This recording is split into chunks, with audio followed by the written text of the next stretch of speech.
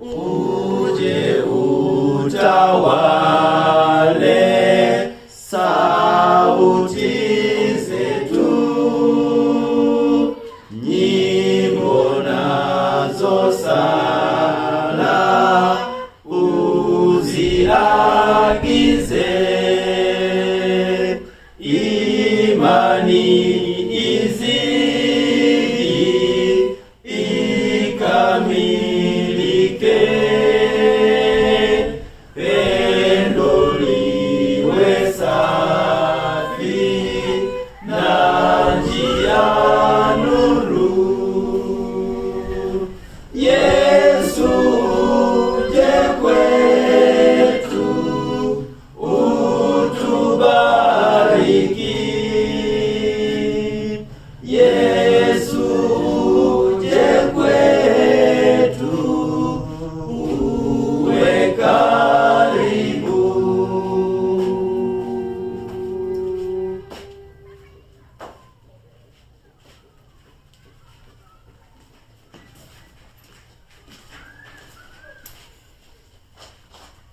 Basi hivi tulivyo, tukiwa tumesimama, ninapenda kumwalika mwenye fungu kuu. Baada ya hapo, baada ya fungu kuu ataleta pia na ombi, kisha tutaendelea na vipindi. Karibu mtumishi. Tusikize fungu kuu, linatoka katika kitabu cha Kutoka sura ni ya 23 mstari ni wa 14 na wa 15. Inasema, mara 3 kila mwaka utaniwekea sikukuu, utaweka sikukuu ya mikate isiyotiwa chachu, utakula mikate isiyochachwa muda wa siku 7 kama nilivyokuagiza, kwa wakati uliowekwa mwezi wa Abibu, kwa maana ndio mwezi uliotoka Misri. Wala hapana mtu atakayeonekana mbele yangu na mikono mitupu. Basi tunyenyekee tupate ombi baada ya fungu. Tuombe. Tutulie tuombe. Tunaomba, tunakushukuru Muumbaji wetu, tunakushukuru wewe uliotukusanya. Tunasema asante kwa sababu umeruhusu pambazuko la leo limetukuta tukiwa wazima wa afya. Jina lako litukuzwe. Katika masaa matakatifu haya tutakase, utuoshe, tukafae kuitwa wana na binti za Mungu. Uwe karibu yetu, uwe kati yetu, jifunue kwetu, jidhihirishe kwetu. Tunakuomba na kukuamini ni katika jina la Yesu Kristo Bwana wetu. Amina. Amina. Bwana Yesu asifiwe. Amen. Basi baada ya kusikia fungu kuu la siku ya leo na katika sabato ya leo, basi tunaingia katika ibada ya matoleo. Na tunapoingia katika kipindi hiki cha utoaji wa sadaka, ninapenda tu kumwalika aliyejiandaa kwa ajili ya somo la sadaka kwa kutuletea somo hilo kwa ufupi, kisha tutaendelea na ratiba yetu. Basi mtu wa Mungu aliyejiandaa kwa ajili ya sadaka, mashauri juu ya sadaka, karibu sana mtu wa Mungu.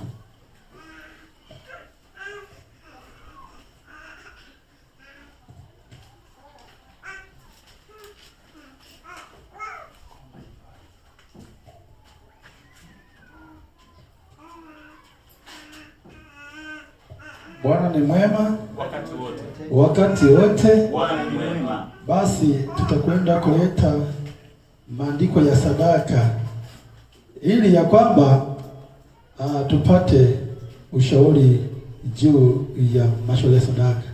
Tusoma kitabu cha Malaki. Malaki sura ya 3 fungu nalo ni la 10.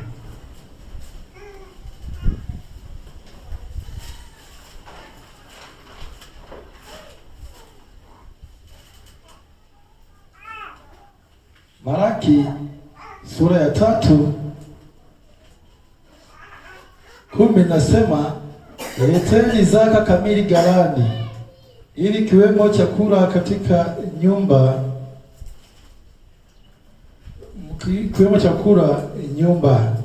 Kwa hiyo Malaki anaandika ya kwamba watumishi wa Mungu tuweze kutoa zaka na sadaka ili kiwemo chakula nyumbani mwa Mungu. Hii inatolewa kwa sababu tunaitumia kwa ajili ya Injili. Bwana Yesu asifiwe. Basi niwalike sasa wote tuweze kufanya hivyo kwa ajili ya kutoa zaka zetu. Mbarikiwe. Basi Bwana kubariki sana. Hilo ndilo somo la sadaka. Tunapoenda katika kipindi hiki cha utoaji wa sadaka, basi nimwalike kila mmoja wetu ajiandae kwa ajili ya kumtolea Bwana kile ambacho Bwana amembariki katika mlolongo wa siku 6. Wakati huo chombo kinaandaliwa kwa ajili ya utoaji wa sadaka. Chombo kinaandaliwa kwa ajili ya utoaji wa sadaka. Kila mmoja jiandae.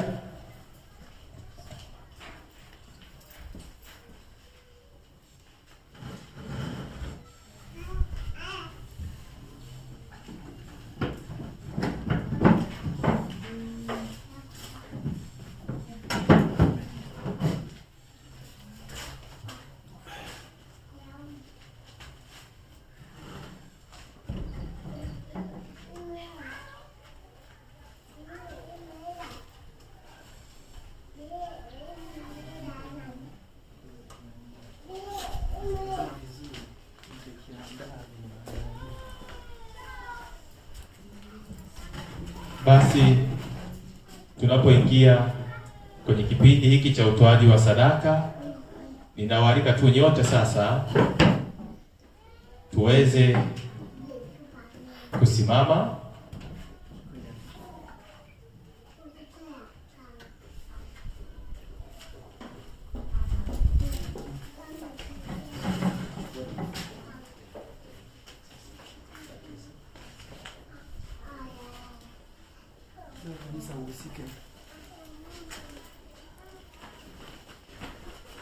Tunapoenda katika kipindi hiki cha utoaji wa sadaka, niwaalike nyote sasa tuweze kusimama na wimbo namba 9.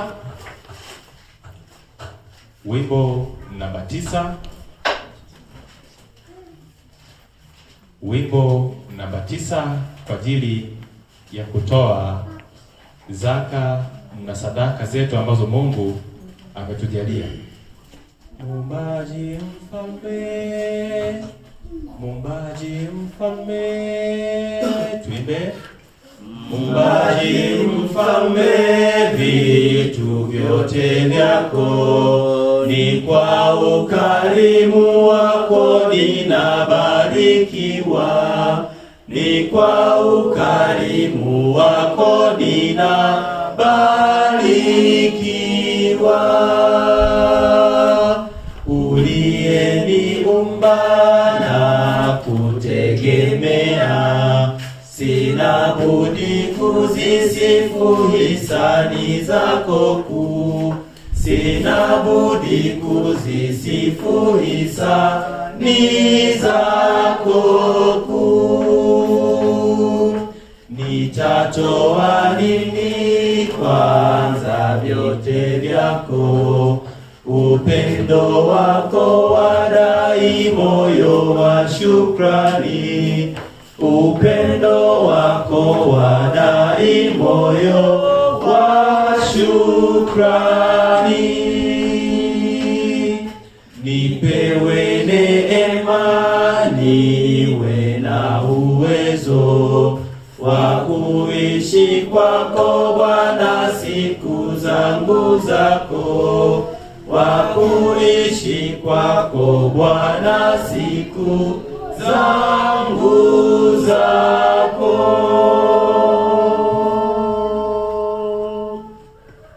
Basi mtumishi wa Mungu, karibu kwa ombi kwa ajili ya sadaka. Basi napiga magoti kwa ombi.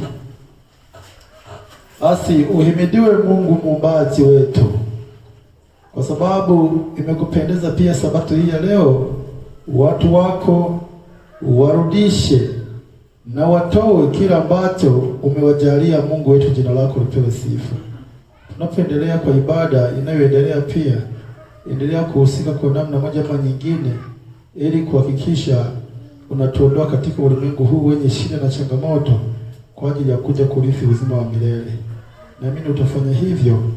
Ombi hili naomba nikishukuru tu kupitia katika jina la Bwana wetu Yesu Kristo. Amina.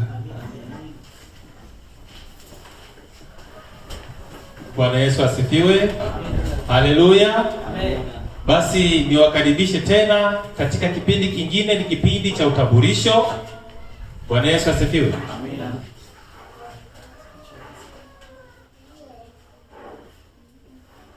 Basi niwakaribishe katika kipindi cha utambulisho, na nianze na mtumishi wa Mungu hapa mkono wangu wa kushoto aweze kujitambulisha, amehudumu nini katika siku ya leo na sabato ya leo, na tuweze kumfahamu. Karibu sana mtumishi wa Mungu.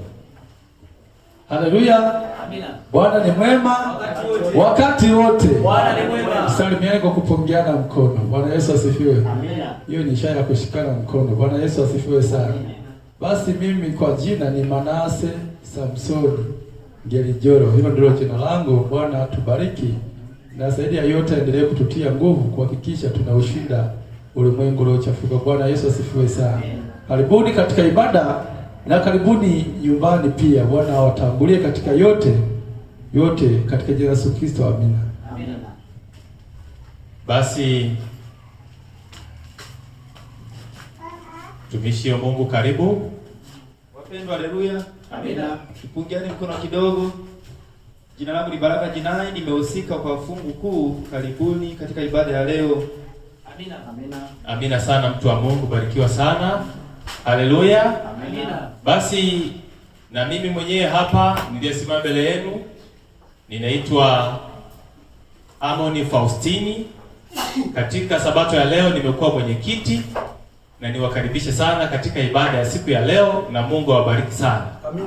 Tunapoingia katika ibada, mtumishi wa Mungu aliyeandaliwa kwa ajili ya kutuleta somo la asubuhi hii ya leo katika sabato ya leo atakuja katika muda wake ambao ukiwadia, ataweza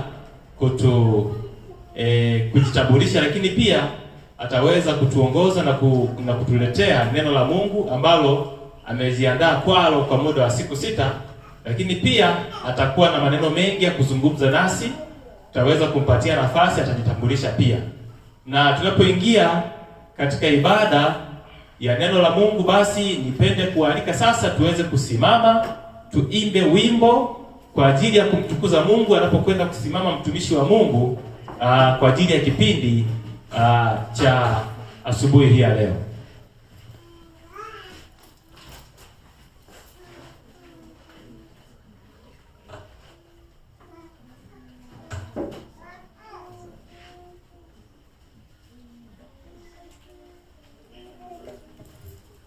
Basi niwakaribishe tuweze kuimba wimbo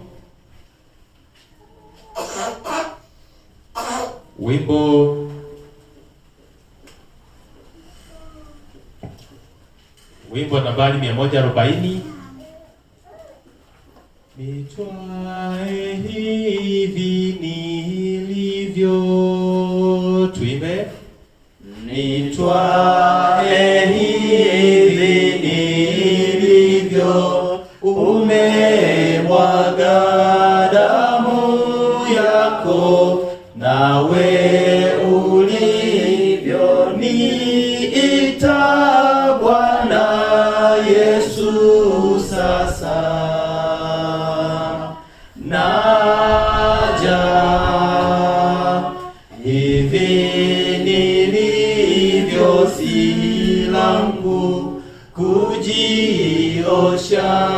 roho yangu nisamehe dhambi zangu, Bwana Yesu, sasa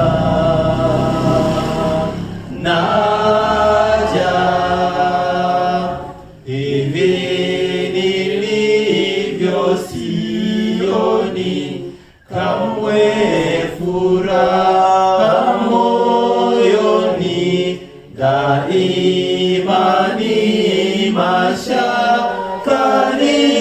Bwana Yesu sasa. Naja hivi nilivyo mimi, maskini na mpungufu, wewe ndiwe utajiri Bwana Yesu sasa. Naja hivi nilivyo mimi tu, siwezi kujiokoa, na wewe utanikata Bwana Yesu sasa. Naja hivi nilivyo, mapenzi yamenipa njia wazi, halina mbali sisazi Bwana Yesu sasa. Naja.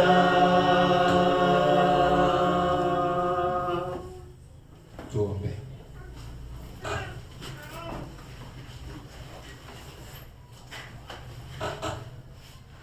Baba mtakatifu wa mbinguni, tunakushukuru mno kwa wasaa huu tena. Tunakushukuru sana, umeendelea kuwa pamoja nasi katika ibada hii. Jina lako litukuzwe.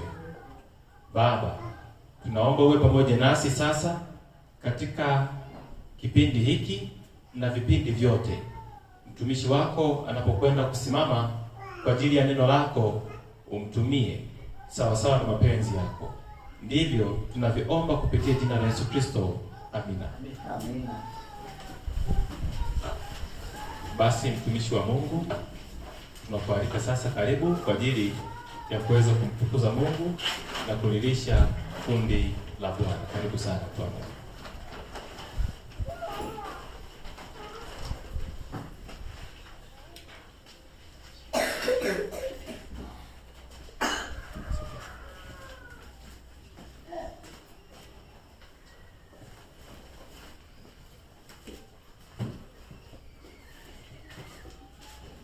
Kanisa, Bwana Yesu asifiwe.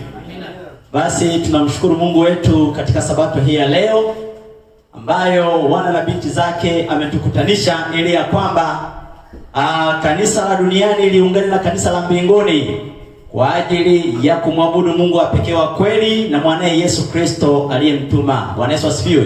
Amen. Basi mbele yenu ni mtumishi mwenzenu katika shamba la Bwana, kwa majina naitwa mtumishi Paulo Komesha. Bwana Yesu asifiwe. Ndiyo, kwa kweli tunamshukuru Mungu katika sabato hii ya leo. Ndugu zetu ambao daima tukifanya ibada katika kanisa la Nyakanazi wanawasalimu sana watu wa Mungu. Bwana Yesu asifiwe. Lakini sasa tunapoendelea na ibada hii ya leo katika kanisa hapa la wana matengenezo hapa Lunzewe, pia tunawaalika ndugu zetu katika pande zote za ulimwengu huu wanaopenda ukweli, walio na kusudi la kuokolewa. Basi tuungane katika ibada ya leo, na hivyo basi katika mada ambayo tutaenda kuwasilisha na kujifunza, ikiwa basi utakuwa na swali lako, kwa wale ambao mnatufuatilia pia kwa njia ya mtandao, unaweza ukaandika hapo kwenye eneo la comment. Wewe andika swali lako, tutaliona na watumishi wa Mungu tutaweza kukujibu sawa sawa na maandiko matakatifu. Somo letu ambalo twaenda kushughulika nalo watu wa Mungu ni somo linalosema ya kwamba sikukuu za mwaka na mpango wa ukombozi. Bwana Yesu asifiwe. Amina. Sikukuu za mwaka na mpango wa nini? Wa ukombozi. Au kwa kulirahisisha zaidi kwamba sikukuu za Kiyahudi na kivuli. Sikukuu za Kiyahudi ni kivuli cha mpango wa ukombozi. Sikukuu za Kiyahudi ni kivuli cha mpango wa ukombozi. Sasa utaangalia somo lako utaliwekaje ili ya kwamba mtu wa Mungu ukumbuke sikukuu za mwaka na mpango wa nini, wapendwa, wa ukombozi. Watu wa Mungu, tunaenda kushughulika na mada au somo ambalo linatuelekeza katika hema ya patakatifu, katika hema ya patakatifu. Na hapa tunaona kwamba hema ya patakatifu, kusudio lake Mungu ya kwamba Mungu aliweka mpango huu wa hema ya patakatifu ili ya kwamba kumrudisha mwanadamu, yeye ambaye ni hekalu halisi la Mungu baada tu ya mwanadamu kuanguka dhambini. Tunaona ya kwamba mwanadamu alikoma kuwa hekalu la Mungu, lakini tunaona ya kwamba kupitia mpango wa ukombozi, kwa sababu yalikuwa ni makusudio ya Mungu tangu milele ya kwamba kuanzia maserafi ngazi ya juu hadi wanadamu, Mungu alikusudia ya kwamba wawe hekalu lake. Bwana Yesu asifiwe. Wawe hekalu lake. Lakini tunaona ya kwamba kwa mwanadamu, baada ya kuanguka dhambini, tunaona ya kwamba mwanadamu alipungukiwa na utukufu wa Mungu. Lakini tunaona ya kwamba tumshukuru Mungu kupitia kwa mwanae Yesu Kristo ya kwamba Mungu aliweka njia mpango wa kumrudisha huyu mwanadamu ili ya kwamba afae kuwa hekalu la Mungu. Hebu ya kwamba tuyaone maandiko yanaelezaje juu ya habari huyu mwanadamu kama hekalu la Mungu. Kitabu kile cha Wakorintho wa kwanza sura yake ya 3 na mstari wake wa 16 na 17.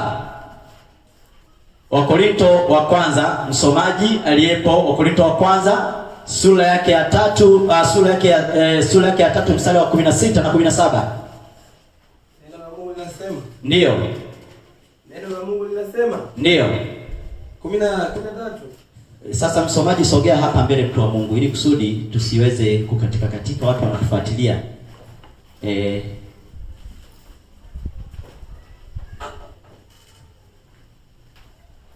Na tukimbie tu kwa kweli, ili ya kwamba mtumishi Amoni, unaweza kunisaidia simu yako kidogo.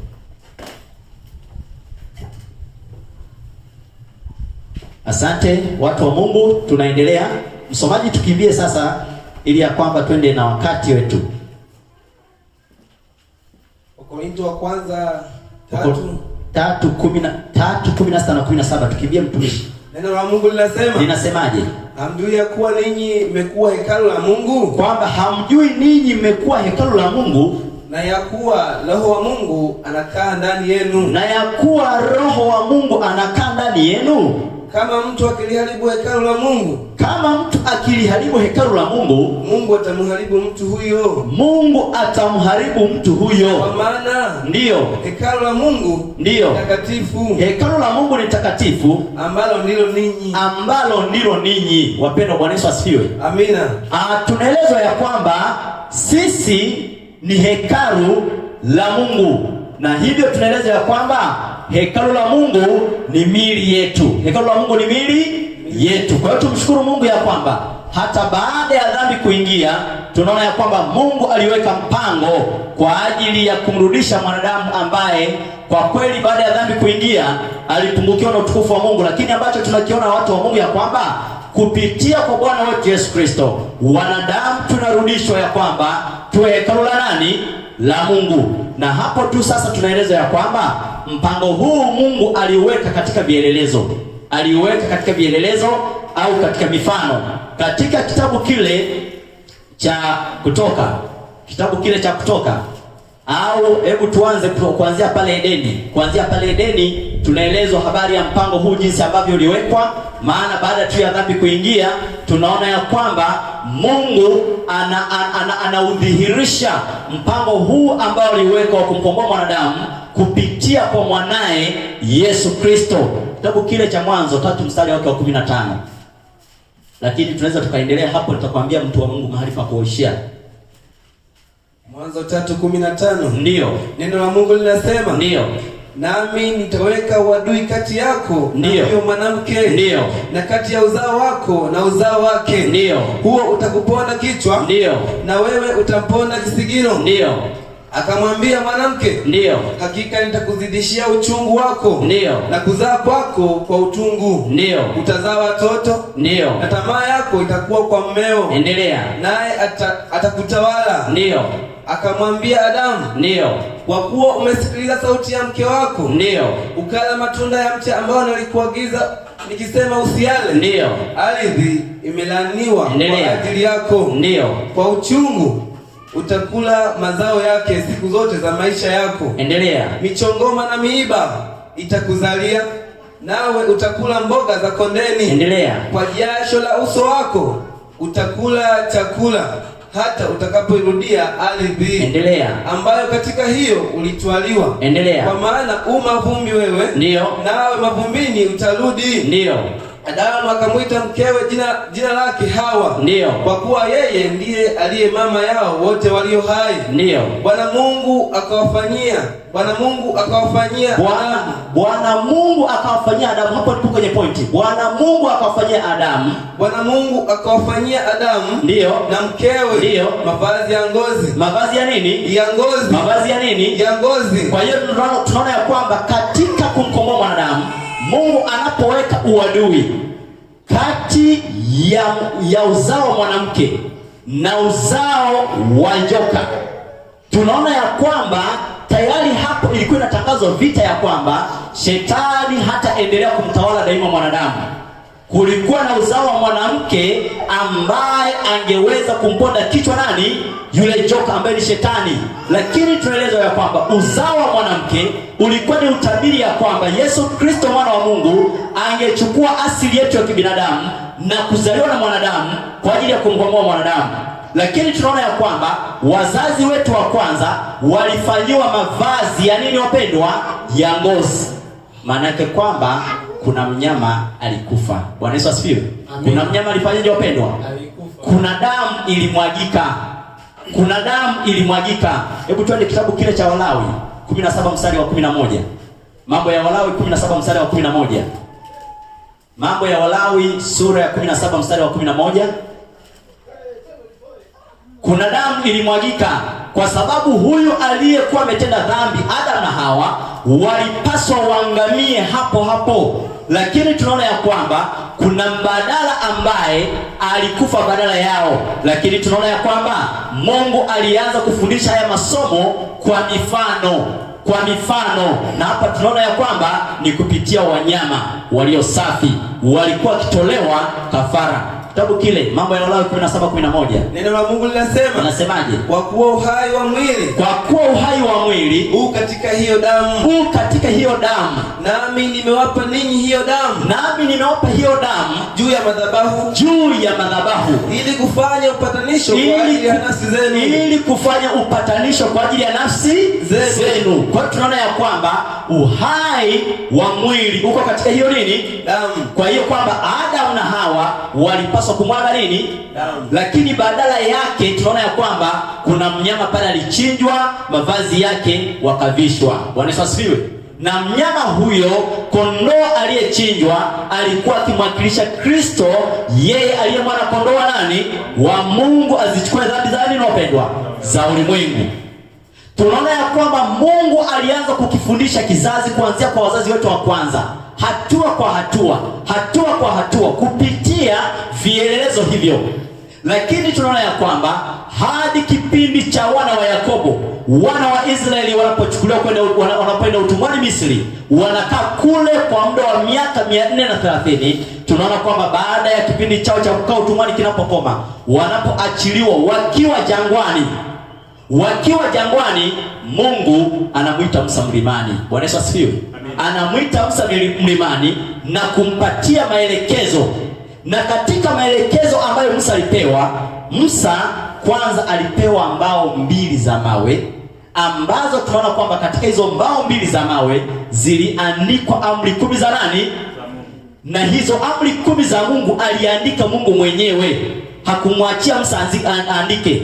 Lakini ya kwamba pamoja na amri 10 za Mungu, Musa alipewa pia maelekezo mengine ambayo yanahusiana na kivuli cha mpango wa ukombozi. Kitabu kile cha Kutoka 25 mstari wake wa 8 na wa 9, mtumishi.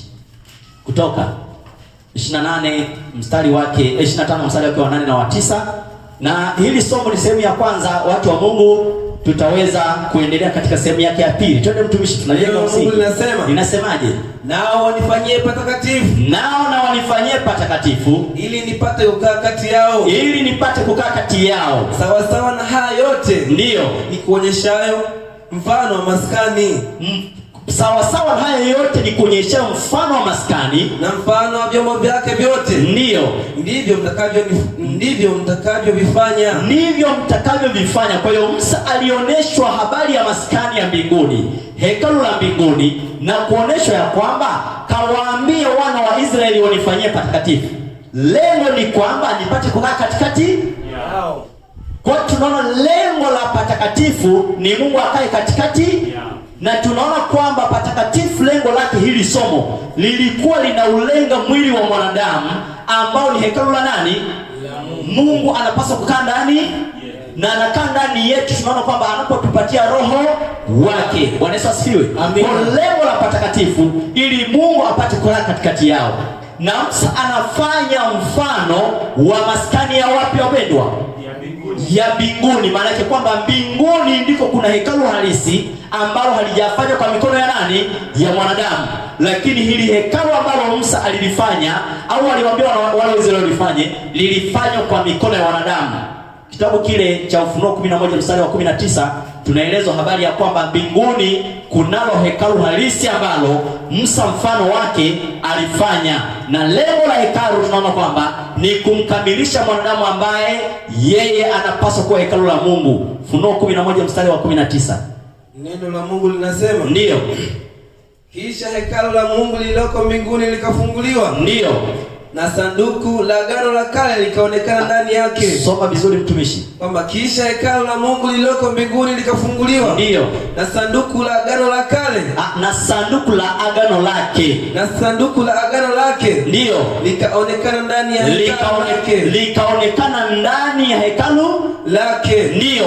Kukawa na umeme. Ndiyo. Na sauti. Ndiyo. Na radi. Ndiyo. Na tetemeko la nchi. Ndiyo. Na mvua ya mawe nyingi sana. Wapendwa, Bwana Yesu asifiwe. Amina.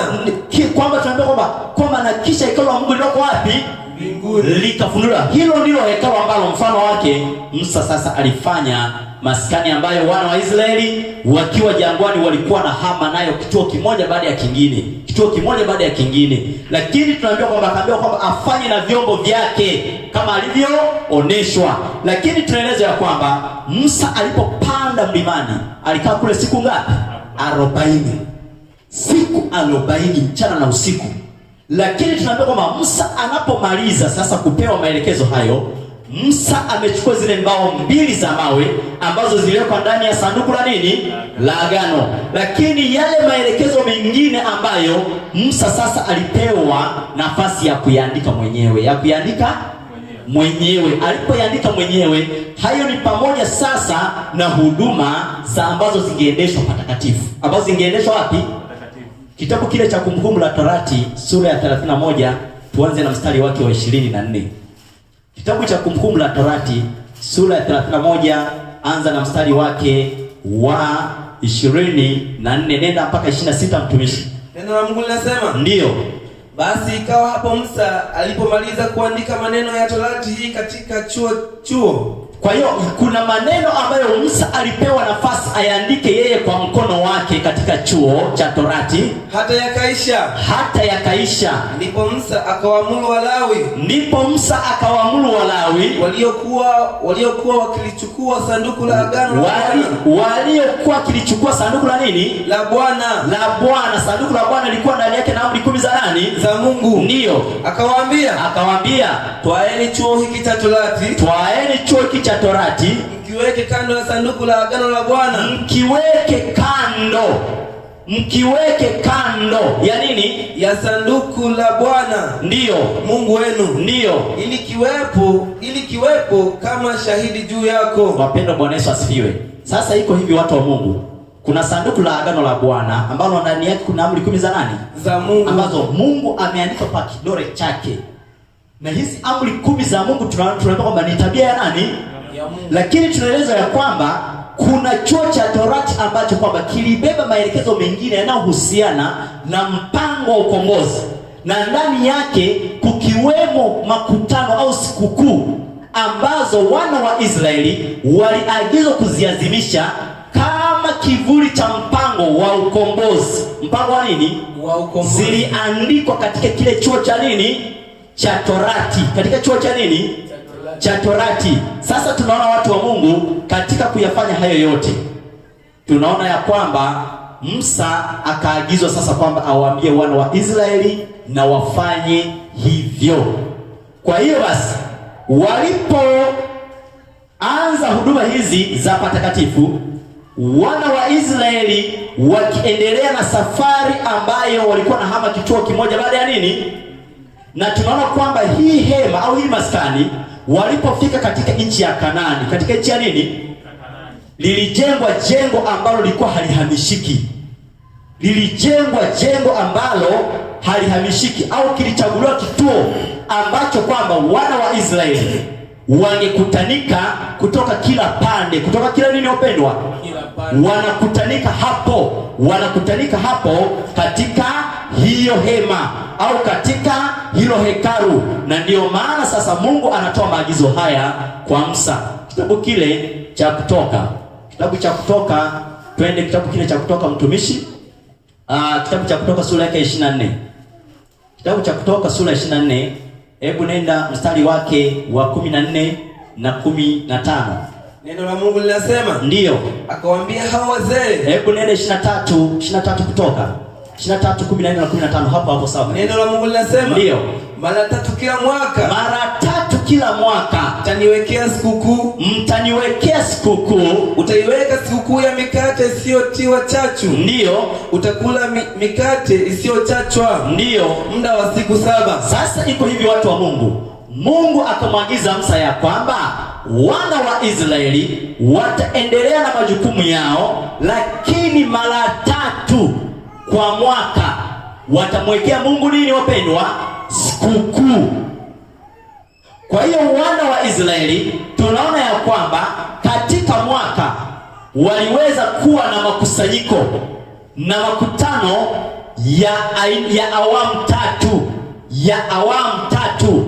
Kwa hiyo mara 3 kwa mwaka wana wa Israeli kutoka katika pande zote walikusanyika pamoja kwa ajili ya kumfanyia Mungu nini? Sikukuu. Sasa iko hivi, wana wa Israeli, watu wa Mungu, walikuwa na sikukuu 7. Walikuwa na sikukuu ngapi?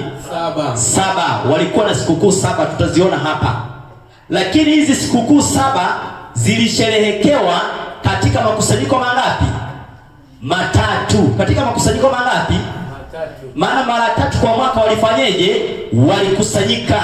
Si ndio watu wa Mungu? Lakini katika hayo makusanyiko ambayo walikusanyika mara 3 kwa mwaka, waliweza kusherehekea katika hayo makusanyiko sikukuu 7. Sikukuu ngapi wapendwa? 7. Na hivyo hebu ngoja tufanye hivi, maana hatungeandika hapa, lakini wewe andika. Iko hivi, watu wa Mungu, katika hayo makusanyiko 3 tutayapanga. Kusanyiko la kwanza, kusanyiko la ngapi? La kwanza. Hapo sasa ndipo tunahitaji kuingia ndani ili tufafanue. Kusanyiko la kwanza, wana wa Israeli, maana waliambiwa mara 3 kwa mwaka, si ndio? Kusanyiko la kwanza walipokutanika mara ya kwanza kwa mwaka, waliweza kusherehekea sikukuu 3. Waliweza kusherehekea sikukuu ngapi? 3. Hapo sasa andika kama summary ili kusudi mtu wa Mungu usisahau. Kusanyiko la kwanza walisherehekea sikukuu 3. Sikukuu ya kwanza waliosherehekea ilikuwa ni sikukuu ya Pasaka. Ilikuwa ni sikukuu ya nini wapendwa? Ilikuwa ni sikukuu ya nini? Kwenye kusanyiko la kwanza hilo. Lakini sikukuu waliosherehekea katika kusanyiko la kwanza ilikuwa ni sikukuu ya mikate isiyotiwa chachu. Ya mikate isiyotiwa nini? Lakini sikukuu ya 3 waliosherehekea ilikuwa ni sikukuu ya malimbuko ya kwanza. Malimbuko ya nini? Ya kwanza. Sasa hizi ni sikukuu 3 zilisherehekewa katika kusanyiko hili moja. Walipomaliza walirudi nyumbani. Bwana Yesu asifiwe. Yaani walitawanyika kurudi wapi? Nyumbani. Lakini tunaona kwamba kuna kusanyiko la pili. Kusanyiko la pili, maana si waliambiwa mara 3 kwa mwaka. Kusanyiko la pili lenyewe lilikuwa na sikukuu moja tu, iliitwa sikukuu ya Majuma au sikukuu ya Pentekoste. Kusanyiko la pili walisherehekea sikukuu hii watu wa Mungu moja. Tuko pamoja watu wa Mungu. Lakini kusanyiko la walipomaliza Pentekoste wakarudi nyumbani. Bwana Yesu asifiwe. Walirudi wapi? Nyumbani. Lakini tunaona kwamba sikukuu ya tatu au kusanyiko la tatu, kusanyiko la ngapi? Katika kusanyiko la tatu waliweza kusherehekea sikukuu tatu. Waliweza kusherehekea sikukuu ngapi wapendwa? Sikukuu ambao walisherehekea katika kusanyiko la tatu, ya kwanza ilikuwa ni sikukuu ya mabaragumu. Sikukuu ya nini wapendwa? Ya mabaragumu. Lakini sikukuu ya pili ilikuwa ni sikukuu ya nini? Ya upatanisho. Sikukuu ya nini wapendwa? Upatanisho. Lakini sikukuu ya tatu waliosherehekea ilikuwa ni sikukuu ya vibanda. Sikukuu ya nini wapendwa? Ya vibanda. Sasa tayari hapo ni makusanyiko mangapi? Mara 3 kwa mwaka, kama ambavyo tumesoma kwenye Kutoka sura yake ya 23 mstari wa 10 na ngapi? 14. Mara 3 kwa mwaka. Kwa hiyo kwamba mara 3 kwa mwaka walisherehekea sikukuu 7. Walisherehekea sikukuu ngapi wapendwa? 7. Sasa hizi sikukuu zilikuwa zinalenga mpango wa ukombozi. Bwana Yesu asifiwe. Amina. Yaani zilikuwa ni kivuli cha mpango wa nini? Wa ukombozi. Na hapa tutaona kwa ndani hata yale mafungu ambayo huwa tunayasoma. Hebu tulisome kwanza hilo fungu. Kitabu kile cha Wakolosai 2, mstari wake wa 16 na 17. Maana kwa kweli kwa kutokuzielewa hizi sikukuu, ndio maana hata wanaong'ang'ania siku ya ibada ya Jumapili wameingia kuanguka kwa sababu ya kutokuelewa hizi nini? Sikukuu. Hebu soma mtumishi. Wakolosai 2:16 na 17. Neno la Mungu linasema. Linasemaje? Basi ndiyo, mtu asiwahukumu ninyi katika vyakula. Mtu asiwahukumu ninyi katika vyakula au vinywaji au kwa sababu ya sikukuu au mwandamo wa mwezi, ndiyo, au sabato, ndiyo. Mambo hayo ndiyo ni kivuli cha mambo yajayo, bali mwili ni wa Kristo. Bwana Yesu asifiwe. Amina. Sasa hapo huwa kuna vipengele viwili. Huwa kuna vyakula na sabato, ndipo huwa panang'ang'ania, sivyo? Wanasema sabato ni kivuli. Sasa angalia, hizi sikukuu tutaziona kwamba hizi sikukuu zilikuwa ni sabato. Zilikuwa nini? Zilikuwa ni sabato, lakini hizi sabato ni tofauti na sabato ya siku ya 7 ambayo ilikuwa ndani ya amri 10 za nani? Maana tunaona kwamba kulikuwa na amri 10 za Mungu ambazo tunaambia kwamba ziliandikwa kwa kidole cha Mungu. Na amri ya 4 ikiwaagiza watu waikumbuke siku ya 7 waifanyeje? Siku 6 wafanye nini? Lakini Musa anaandika chuo cha Torati, anakiweka kando ya sanduku, ambapo katika chuo cha Torati ndimo kulikuwa na nini? Na maagizo sasa haya ya hizi sikukuu ambazo zilikuwa zinalenga mpango wa nini? Mpango wa ukombozi. Sasa tuingie sasa katika hizi sikukuu. Tumeona kwamba walikutanika mara 3 kwa ngapi? Kwa nini? Kwa mwaka. Na katika mwaka tunaona kwamba walipokutanika mara 3, lakini walikuwa na sikukuu ngapi? 7. Walikuwa na sikukuu ngapi wapendwa? Na hizi sikukuu zilikuwa ni kivuli. Zilikuwa nini? Maana yake kwamba kila sikukuu ilitimia kwa wakati wake. Maana yake kwamba kivuli kilikuwa na uhalisi wake. Kivuli kilikuwa na uhalisi. Kwa kila sikukuu ilikuwa na halisi yake. Ilikuwa na lengo lake makini kwa ajili ya mpango wa ukombozi. Sasa msomaji, fungua sasa kitabu kile cha Mambo ya Walawi. Mambo ya Walawi sura yake ya 23. Mambo ya Walawi sura ya 23, tuanze na mstari wake wa 4. Mambo ya Walawi sura ya 23. Mambo ya Walawi sura ya 23. Ndiyo. Aya yake ya 4. Anza aya yake ya 4, tutembee sasa, twende pole msomaji. Neno la Mungu linasema. Linasemaje? Sikukuu za Bwana ni hizi. Sikukuu za Bwana ni hizi. Ni makusanyiko matakatifu. Ni makusanyiko matakatifu ambayo mtayapigia mbiu. Ndio. Kwa nyakati zake. Ndio. Mwezi wa kwanza. Mwezi wa kwanza. Siku ya 10. Siku ya 14. Usiyakatisha maneno mtumishi. Wewe unasimama tu kwenye kituo. Anza tena. Kwamba sikukuu za Bwana ni hizi. Ndio. Ni makusanyiko matakatifu. Ndio.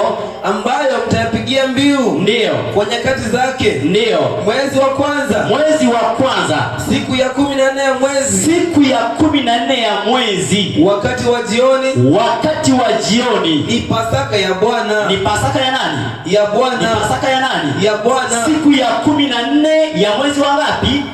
Wa kwanza. Hebu endelea hapo kidogo. Ni siku ya 15 ya mwezi ule. Asante sana. Tunaelezwa siku ya 14 ya mwezi wa kwanza. Na hapo tunaposema mwezi wa kwanza, ni mwezi wa kwanza wa Kiyahudi. Ni mwezi wa kwanza wa nini wapendwa? Wa Kiyahudi, ambao huo mwezi wa kwanza. Naona labda hii tunaweza tukaonayo hapa, japo hizi zilikuwa mbili. Sasa mwezi wa kwanza tunaozungumzia ni mwezi wa kwanza wa Kiyahudi. Ni mwezi wa kwanza wa nini wapendwa? Wa Kiyahudi. Wa Kiyahudi au wa kalenda ya Kiyahudi. Tunaona ya kwamba mwezi wa kwanza katika kalenda ya Kiyahudi, katika miezi tunayoenda nayo sasa au miezi tulionayo sasa, tunaona kwamba kwa mfano hii ni kalenda ambayo inatuonesha kalenda ya Kiyahudi, lakini pia na kalenda ambayo tunaitumia sasa hivi. Si ndivyo? Inasema kwamba mwezi wa kwanza wa kalenda ya Kiyahudi, huu mwezi uliitwa mwezi Nisan. Uliitwa mwezi Nisan au Abibu. Sasa huu mwezi wa kwanza katika kalenda yetu tulio nayo unaangukia kwenye mwezi wa 3 na mwezi wa 4. Kwenye mwezi wa 3 na mwezi wa nini? Kwenye maana yake kwamba mwezi wa pili wa Kiyahudi unaangukia kwetu sisi mwezi wa 4 na mwezi wa 5. Unaona? Mwezi wa 3 unaangukia maana yake kwenye mwezi wa ngapi? Wa 5 na mwezi wa 6. Tunaona kwamba inaangukia hapo. Sasa labda mnaweza mkapita mnaiangalia hii watu wa Mungu, lakini pia ndugu zetu wanatufuatilia kwa njia ya mtandao, nimeweka pia hizi sikukuu katika cover pale ya mada yetu. Sasa basi, kwa nini tunaeleza kwamba mwezi wa kwanza, si ndivyo? Mwezi wa kwanza siku ya 14 wakati wa jioni wataweza kusherehekea sikukuu ya nini? Ya Pasaka. Bwana Yesu asifiwe. Amina. Na hapa ndipo tutawasaidia watu waweze kutofautisha kati ya Pasaka na Easter. Bwana Yesu asifiwe. Amina. Maana kuna tofauti ya Pasaka na nini? Pasaka kwa Kiingereza inaitwa Passover. Lakini Easter inatokana na neno Estoresh. Mungu mke. Mungu ambaye aliabudiwa na wapagani. Na tunaambiwa kwamba sikukuu hizi ziliingizwa katika Ukristo wakati wa Konstantino, lakini wapo Wakristo ambao walisimama imara, si ndivyo? Ndio maana leo watu wanaendelea kusherehekea Krismasi, wanaendelea kusherehekea nini? Easter. Easter inasherehekewa kwa sababu ni Mungu mke. Tena anaitwa Mungu wa uzazi. Mungu wa nini wapendwa? Wa uzazi. Ndio maana sikukuu ya Easter huwa inasherehekewa kwa kadi zake, huwa zinawekewa picha ya sungura na mayai. Picha ya sungura na nini? Kwa maana ya kwamba sungura anazaa sana. Sungura anazaa na mayai, kuku huwa anataka mayai mengi. Maana ni sikukuu ya Mungu wa uzazi. Mungu wa nani? Watu wakabadilishwa wakaambiwa kwamba hiyo ndio nini? Pasaka. Hapana, kuna tofauti ya Easter na Pasaka bwana. Bwana Yesu asifiwe. Sasa Pasaka tunaona kwamba wana wa Israeli walisherehekea siku ya 14 ya mwezi siku ya 14 ya kalenda ya nini wapendwa? Ya Kiyahudi. Sasa hebu turudi kitabu kile cha Kutoka. Hapo ndipo tunapata mzizi wa hizi sikukuu ikiwemo na hiyo Pasaka. Kutoka sura ya 14 ya 12 mtumishi, anza mstari wake wa kwanza. Twende mpaka mstari wake wa 6. Kutoka sura ya 12. Neno la Mungu linasema, ndio, Bwana akanena na Musa na Haruni katika nchi ya Misri. Ndio. Akawaambia, hapa wana wa Israeli sasa bado wakiwa Misri, bado hawajaondoka. Si ndio watu wa Mungu? Akamwambiaje? Akawaambia, ndio, mwezi huu utakuwa mwanzo wa miezi kwenu. Mwezi huu utakuwa ni mwanzo wa miezi kwenu. Utakuwa ni mwezi wa kwanza wa mwaka kwenu. Utakuwa ni mwezi wa kwanza wa mwaka kwenu. Ndio. Semeni na mkutano wote wa Israeli. Ndio. Mkawaambie, siku ya 10 ya mwezi huu. Siku ya 10 ya mwezi huu. Kila mtu atatoa mwana kondoo. Siku ya 10 kila mtu atatoa mwana kondoo. Kwa hesabu ya nyumba ya baba zao. Kwa hesabu ya nyumba za baba zao. Mwana kondoo. Ndio. Kwa watu wa nyumba moja. Ndio. Na ikiwa watu wa nyumba ndio ni wachache. Ndio. Kwa mwana kondoo. Ndio. Basi yeye na jirani yake. Ndio. Aliye karibu na nyumba yake. Ndio. Na watwae mwana kondoo mmoja. Ndio. Kwa kadiri ya hesabu ya watu. Ndio. Kwa kadiri ya ulaji. Ndio. Wa kila mtu. Ndio. Ndivyo mtakavyofanya hesabu yenu. Ndio. Kwa yule mwana kondoo. Ndio. Mwana kondoo wenu mwana kondoo wenu atakuwa hana ila. Ndio. Mume wa mwaka mmoja. Mume wa mwaka mmoja. Ndio. Mtatwaa katika kondoo. Ndio. Au katika mbuzi. Ndio. Nanyi mtamweka hata siku ya 14. Mtamweka hata siku ya ngapi? Ya 14. Ya 14 ya mwezi ule ule. Ya mwezi ule ule. Na kusanyiko lote. Ndio. La mkutano wa Israeli. Ndio. Watamchinja jioni. Watamchinja jioni. Nao watatoa baadhi ya damu yake. Ndio. Na kuitia katika miimo. Ndio. Miimo miwili. Ndio. Na katika kizingiti cha juu. Ndio. Katika zile nyumba. Ndio. Watakazomla. Asante sana. Mwana kondoo alitwaliwa asiye na ila, lakini alichinjwa siku ya 10 na ngapi? Ya mwezi ule ule wa kwanza. Maana anawaambia Mungu anapowatoa wana wa Israeli kule utumwani, anaambia kwamba mwezi huu ndio utakuwa ni mwanzo wa miezi kwenu. Yaani ndio kama mwezi wa kwanza kwao. Bwana Yesu asifiwe. Kwa hiyo kwamba Mungu akapatia kalenda itakuwa ni mwanzo wa miezi kwenu. Kwa hiyo sasa siku ya 14 ya mwezi huo wa kwanza ambao ulitwa mwezi Abibu au Nisani, siku ya 14 yule mwana kondoo ambaye alikuwa amemtwaa ambaye alichinjwa kwa mara ya kwanza kule wapi? Misri, siku ile ya 14 wakati wa jioni, na damu yake wakapaka kwenye mimo ya nini wapendwa? Na malaika anayeangamiza mzaliwa wa kwanza wa Misri, wa wanadamu na wa wanyama, si ndivyo? Alivyoona ile damu katika ile nyumba, alipass over. Hebu soma fungu la 12 mtumishi. Fungu la 12. Ndio. Kutoka 12:12. Nasema? Ndio. Maana litapita kati ya nchi ya Misri. Maana litapita kati ya nchi ya Misri usiku huo. Ndio. Nami nitawapiga wazaliwa wa kwanza. Ndio. Wote katika nchi ya Misri. Ndio. Wa mwanadamu na wanyama. Asante sana. Anasema maana nitapita kati ya nchi ya nini? Ya Misri. Ukisoma katika Biblia King James Version inasema I will pass over. I will pass over. Kwa hiyo malaika anayeangamiza anapoona kwamba ile damu imepakwa, alipass over, alipita juu ya ile nyumba. Ndipo tunapata neno nini? Pasaka. Bwana Yesu asifiwe. Pasaka, alipass over. Kwa hiyo maana kwamba ilikuwa ni siku ya 14, sivyo? Ya mwezi wa kwanza wa kalenda ya nini? Ya Kiyahudi, kwamba huyo mwana kondoo hakuwa na ila na alichinjwa wakati wa nini? Wa jioni. Bwana Yesu asifiwe. Alichinjwa wakati wa jioni. Hebu hapa tupaweke vizuri. Maana tumesema kwamba hizi sikukuu zilikuwa ni kivuli cha mambo yajayo, na kila sikukuu ilitimia kwa wakati wake. Bwana Yesu asifiwe. Amina. Sasa ilitimia kwa wakati wake. Sasa hebu ngoja kidogo. Ukija kuangalia sikukuu hii ya Pasaka, tunaona kwamba kondoo wa Pasaka asiyekuwa na ila, huyu kondoo alikuwa akimlenga Yesu. Bwana Yesu asifiwe. Hebu twende kitabu kile cha Injili ya Yohana 1 mstari wa 29. Huyu kondoo alikuwa anamlenga Yesu.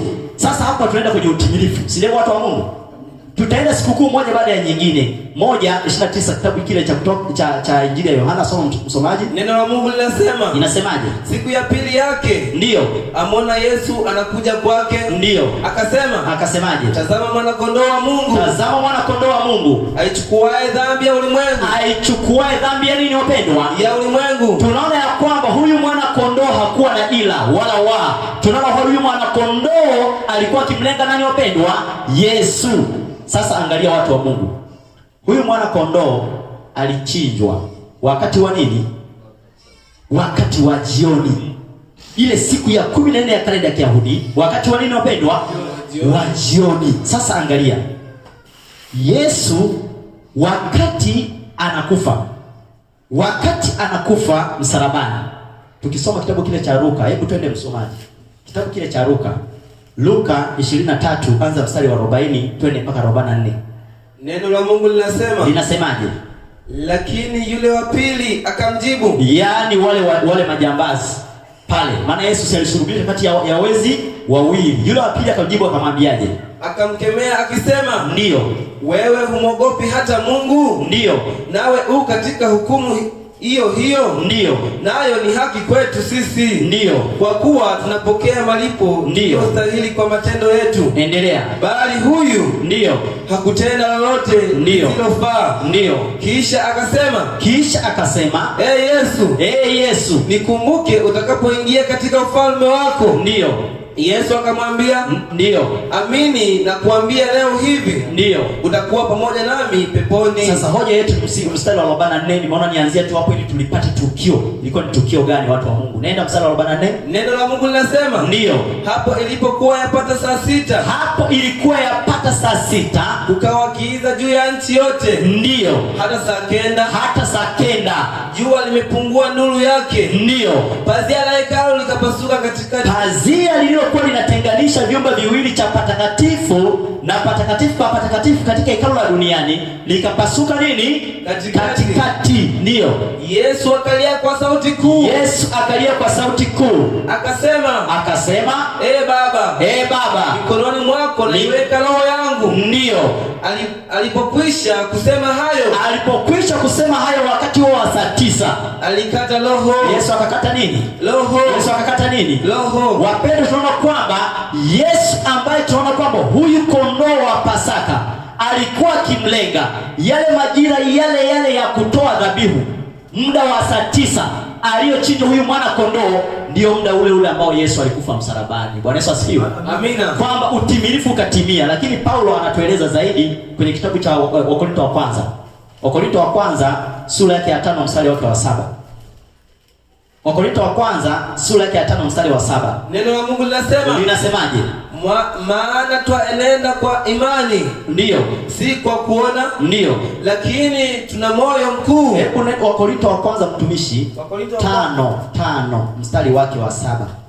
Wakorintho wa kwanza sura yake ya 5 mstari wake wa 7. Neno la Mungu linasemaje mtumishi? Neno la Mungu linasemaje? Basi jisafisheni. Mkatoe ile chachu ya kale. Ndiyo. Mpate kuwa donge jipya. Ndiyo. Kama vile mlivyo hamkutiwa chachu. Ndiyo. Kwa maana Pasaka wetu amekwisha kutolewa kama sadaka. Yaani Kristo. Bwana Yesu asifiwe. Kwa hiyo tunaona kwamba Pasaka wetu, yaani ile kondoo wa Pasaka alikuwa anamlenga nani wapendwa? Kristo. Majira yale ambayo kwamba kondoo wa Pasaka alichinjwa, ndio Kristo alikufa majira yale. Lakini tunaona ya kwamba Kristo kama kondoo wa Pasaka, yeye sasa aliweza kudhihirishwa na akachinjwa. Tunaona kwamba alikufa msalabani. Tunaona kwamba anapokufa msalabani, ile kawaida ya kuadhimisha Pasaka kwa kuchinja wanyama ikaishia pale. Ikaishia wapi wapendwa? Pale. Na tunaona kwamba Yesu alianzisha Pasaka yake ya Agano Jipya. Pasaka yake ya Agano Jipya ambayo tunaposoma kwenye Injili ya Yohana sura ya 13 tunakuta pale Yesu anajifunga, anawaosha wanafunzi wake miguu. Maana walikuwa wanategeana kwamba nani atakuwa mdogo. Maana kwamba aliyekuwa anawaosha miguu katika familia, wale wageni wanaokuja, alikuwa ni yule wa chini, mtumwa. Sasa kila mmoja alikuwa anataka awe mkubwa. Alikuwa anataka awe nani? miongoni mwa mitume, lakini Yesu akamwambia kwamba katika ufalme wa mbinguni anayetaka kuwa mkubwa na awe nani? Mdogo. Awatumikie wengine. Katika kanisa la Mungu tuna leader, tuna viongozi, hatuna master. Bwana Yesu asifiwe. Yaani tuna leader, hatuna nani? Master. Maana master yeye anatumikiwa. Sineho anatumikiwa. Lakini leader anatumika kwa ajili ya wengine na anakuwa mstari wa mbele. Maana leader unatangulia alafu wengine wanafanyaje? Wanafuata. Yesu akaonesha kielelezo, akajifunga, akaanza kuwatawaza miguu. Petro anashtuka, anasema kwamba sasa kama ni hivi, Bwana mimi nioshe hata mwili? Akasema aliyekwisha kuoga hawezi akafanyaje? Akaoga tena. Lakini kwamba Yesu hapo alikuwa anafundisha habari ya unyenyekevu. Yesu akaanzisha Pasaka ya Agano Jipya ambayo tunaona kwamba tunaisherekea kwa kula mkate usiotiwa chachu lakini na divai isiyochacha. Labda hiyo tutaieleza kwa mbele kidogo. Tunasogea hapa kidogo mtumishi. Hii ni siku ya 14. Si ndio watu wa Mungu? Sasa turudi kitabu kile cha Mambo ya Walawi sura hiyo ya 23. Tulikuwa tumefika mstari wa ngapi mtumishi? Naenda mstari wake wa 9. Tumemaliza habari ya sikukuu ya Pasaka watu wa Mungu na utimilifu wake. Lakini katika kusanyiko hili la kwanza bado kulikuwa na sikukuu ambayo ilifuata siku ya kesho yake. Siku ya kesho yake. Hebu soma hapo mtumishi. Neno la Mungu linasema, ndio, kisha Bwana akanena na Musa na kumwambia, ndio, nena na wana wa Israeli, ndio, uambie, ndio, hapo mtakapokuwa mmekwisha. Hebu rudi nyuma kidogo, ile siku ya sikukuu ya 15 ulipokuwa umeishia kidogo hapo. Fungu la 9 liache kwanza, tunalikuta hapo mbeleni. Siku ya kwanza mtakuwa na kusanyiko takatifu. Rudi kidogo hapo, fungu linalofuata hapo nyuma yake. Na siku ya 15 ya mwezi ule ule. Sasa baada ya siku ya 14 ilifuata siku ya 10 na ngapi? 15 ya mwezi ule ule, yani ya mwezi wa kwanza wa kalenda ya Kiyahudi, mwezi Nisani, mwezi Abibu. Ndio siku ya 15 ndio ni sikukuu kwa Bwana. Ni sikukuu kwa Bwana ya mkate usiotiwa chachu. Ya mkate usiotiwa nini? Chachu. Ndio. Mtaila mikate isiyochachwa. Mtaila mikate isiyochachwa muda wa siku 7. Muda wa siku ngapi? 7. Ndio, maana yake kwamba kuanzia siku ya 15 waliila mpaka siku ya 21. Maana yake kwa muda wa siku ngapi? 7. Ndio. Siku ya kwanza. Siku ya kwanza mtakuwa na kusanyiko takatifu. Ndio. Msifanye kazi yote ya utumishi. Ndio. Lakini ndio mtasongeza sadaka kwa Bwana. Ndio. Kwa njia ya moto. Ndio. Siku ya 7. Ndio. Siku ya 7 ndio ni kusanyiko takatifu. Kwa hiyo tunaona ya kwamba kuanzia siku ya kwanza waliila hiyo mikate mpaka siku ya ngapi? Ya 7. Lakini isiyotiwa nini wapendwa? Chachu. Sasa anasema siku ya kwanza kutakuwa na kusanyiko takatifu. Na siku ya 7 kutakuwa na kusanyiko nini? Tayari hapo watu wa imani ya Jumapili wanasema, si unaona siku ya kwanza kuna kusanyiko takatifu na ya 7 kuna kusanyiko nini? Takatifu. Wanasema sasa nyie endelee tu kusali siku ya 7 na sisi tuendelee kusali siku ya ngapi? Maana zote ni makusanyiko nini? Lakini hizi sikukuu watu wa Mungu zilikuwa zinasherekewa mwaka baada ya nini? Sio wiki baada ya wiki. Sio wiki baada ya nini? Maana hapa kuna sabato ya siku ya 7 ambayo ilikuwa ni wiki baada ya nini? Tangu Edeni. Bwana Yesu asifiwe. Kwa kwamba siku ya kwanza ambayo ilikuwa ni kusanyiko takatifu ni katika hizi sikukuu ambazo zilikuwa zinasherekewa mwaka baada ya nini? Sio wiki baada ya wiki. Bwana Yesu asifiwe. Na hizi sikukuu watu wa Mungu, ngoja nisimame hapa. Sikukuu hizi, yani hii siku ya 14 haijalishi kwamba imeangukia siku gani. Wakati mwingine ilikuwa inaangukia siku ya kwanza, ya pili, ya 3, ya 4, si ndivyo? Yani hii tarehe. Lakini hii siku ya 15 nayo kwamba ilikuwa haijalishi inaangukia siku gani kwenye wiki. Si kwa mfano, mwezi huu tarehe 15 itakuwa siku fulani. Siku hiyo kwamba siku ambayo kwamba ilikuwa tarehe 15 haiwezi kawa siku hiyo tarehe 15 mwezi ujao, si ndivyo? Lazima siku zitafanyeje? Zitatofautiana. Kwa hiyo maana yake kwamba siku ya 15 waliila mikate isiyotiwa chachu kwa muda wa siku 7 mpaka siku ya 21 tunaambiwa kwamba waliweza kuzitesa nafsi zao kwamba hawakupaswa kufanya shughuli yoyote ya utumishi. Si ndio watu wa Mungu? Sasa angalia. Hii mikate, hebu tuiangalie. Hii mikate haikutiwa nini wapendwa? Chachu. Haikutiwa chachu kabisa. Yaani chachu maana yake kwamba haikutiwa amila. Haikutiwa nini wapendwa? Amina. Maana chachu ilikuwa ni ishara au alama ya dhambi. Si ndio watu wa Mungu? Hebu twende kitabu kile cha Wakorintho wa kwanza hiyo 5 mstari wa 7 na wa 8. Ndio. Wakorintho wa kwanza sura ya 5 mstari wake wa 8. Si ndivyo? Neno la Mungu linasema, ndio.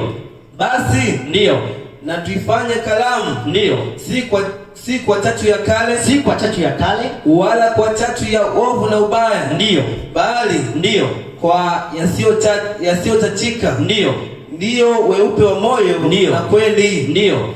Naliwaandikia katika waraka wangu. Umesoma mtumishi?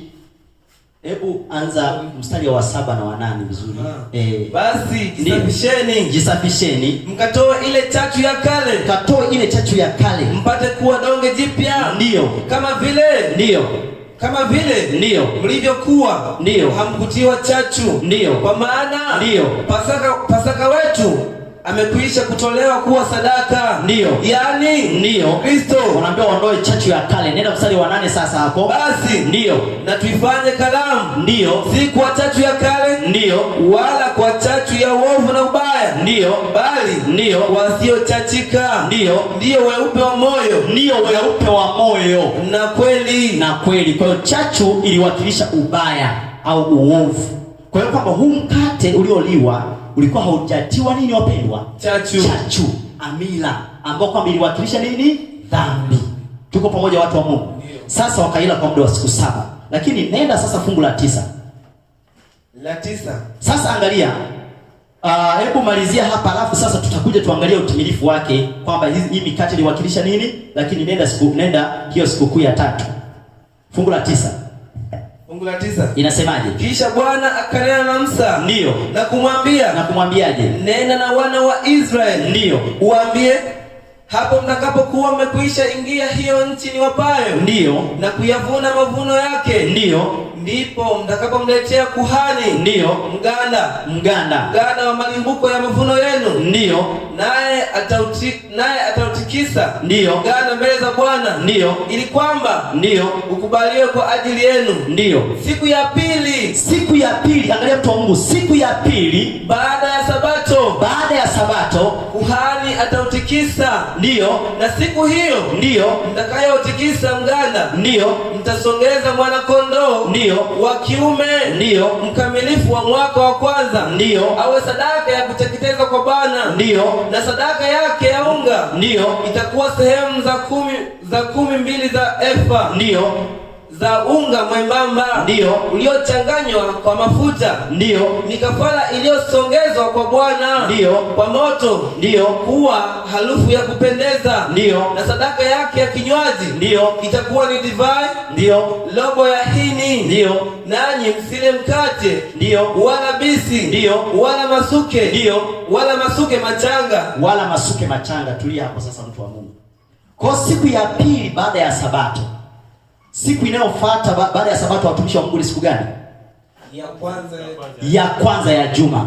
Ndipo waliagizwa kwamba wayalete malimbuko ya mazao yao. Si ndio watu wa Mungu? Malimbuko ya mazao yao. Maana yake kwamba malimbuko ya mazao yao, kwamba yale kwamba matunda ya kwanza ambayo yalikuwa yanaiva katika huo mwezi.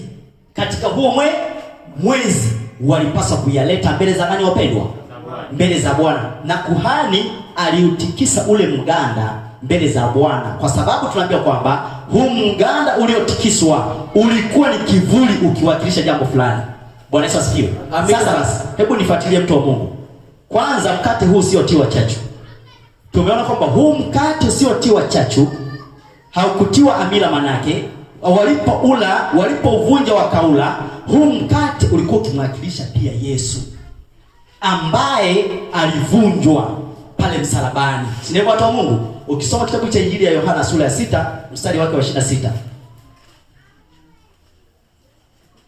6:26 na 27. 6:26 neno la Mungu linasema. Ndio, Yohana Injili 6 mstari wa 26 na 27. Yesu akawajibu. Akasema, akasemaje? Amini nawaambieni. Ndio, ninyi mnanitafuta si kwa sababu mliona ishara, ndiyo, bali kwa sababu mlikula ile mikate mkashiba. ndiyo. Msikitendee kazi chakula chenye kuharibika. Sasa ile mikate waliokuwa nakula au walioila wanafunzi wa Yesu baada ya Yesu kufanya muujiza, kilikuwa ni chakula tu cha kuharibika. Chakula cha nini? Cha kuharibika. Ndiyo. Bali chakula kidumucho hata uzima wa milele. Rudia vizuri sasa hapo. Msikitendee kazi chakula chenye kuharibika. Ndiyo.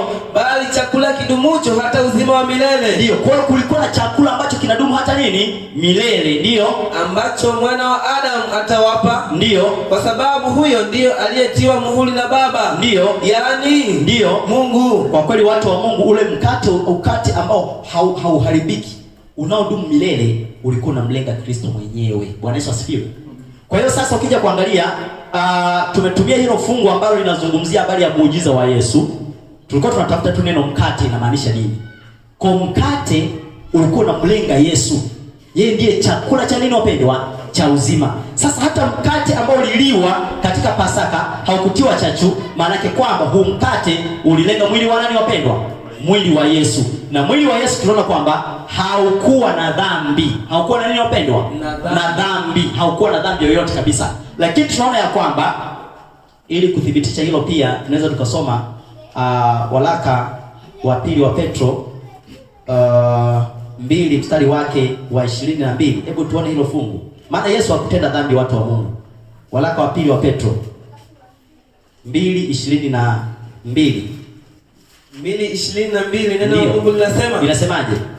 Lakini imetukia kwao sawa sawa. Asante. Hebu nenda waraka wa kwanza. Waraka wa kwanza 2:22. Anza 21 na 22. Waraka wa kwanza wa Petro. Maana kwamba Yesu kwa kweli watu wa Mungu hakutenda dhambi. 2:22. Ndiyo. Neno la Mungu linasema. Ndiyo.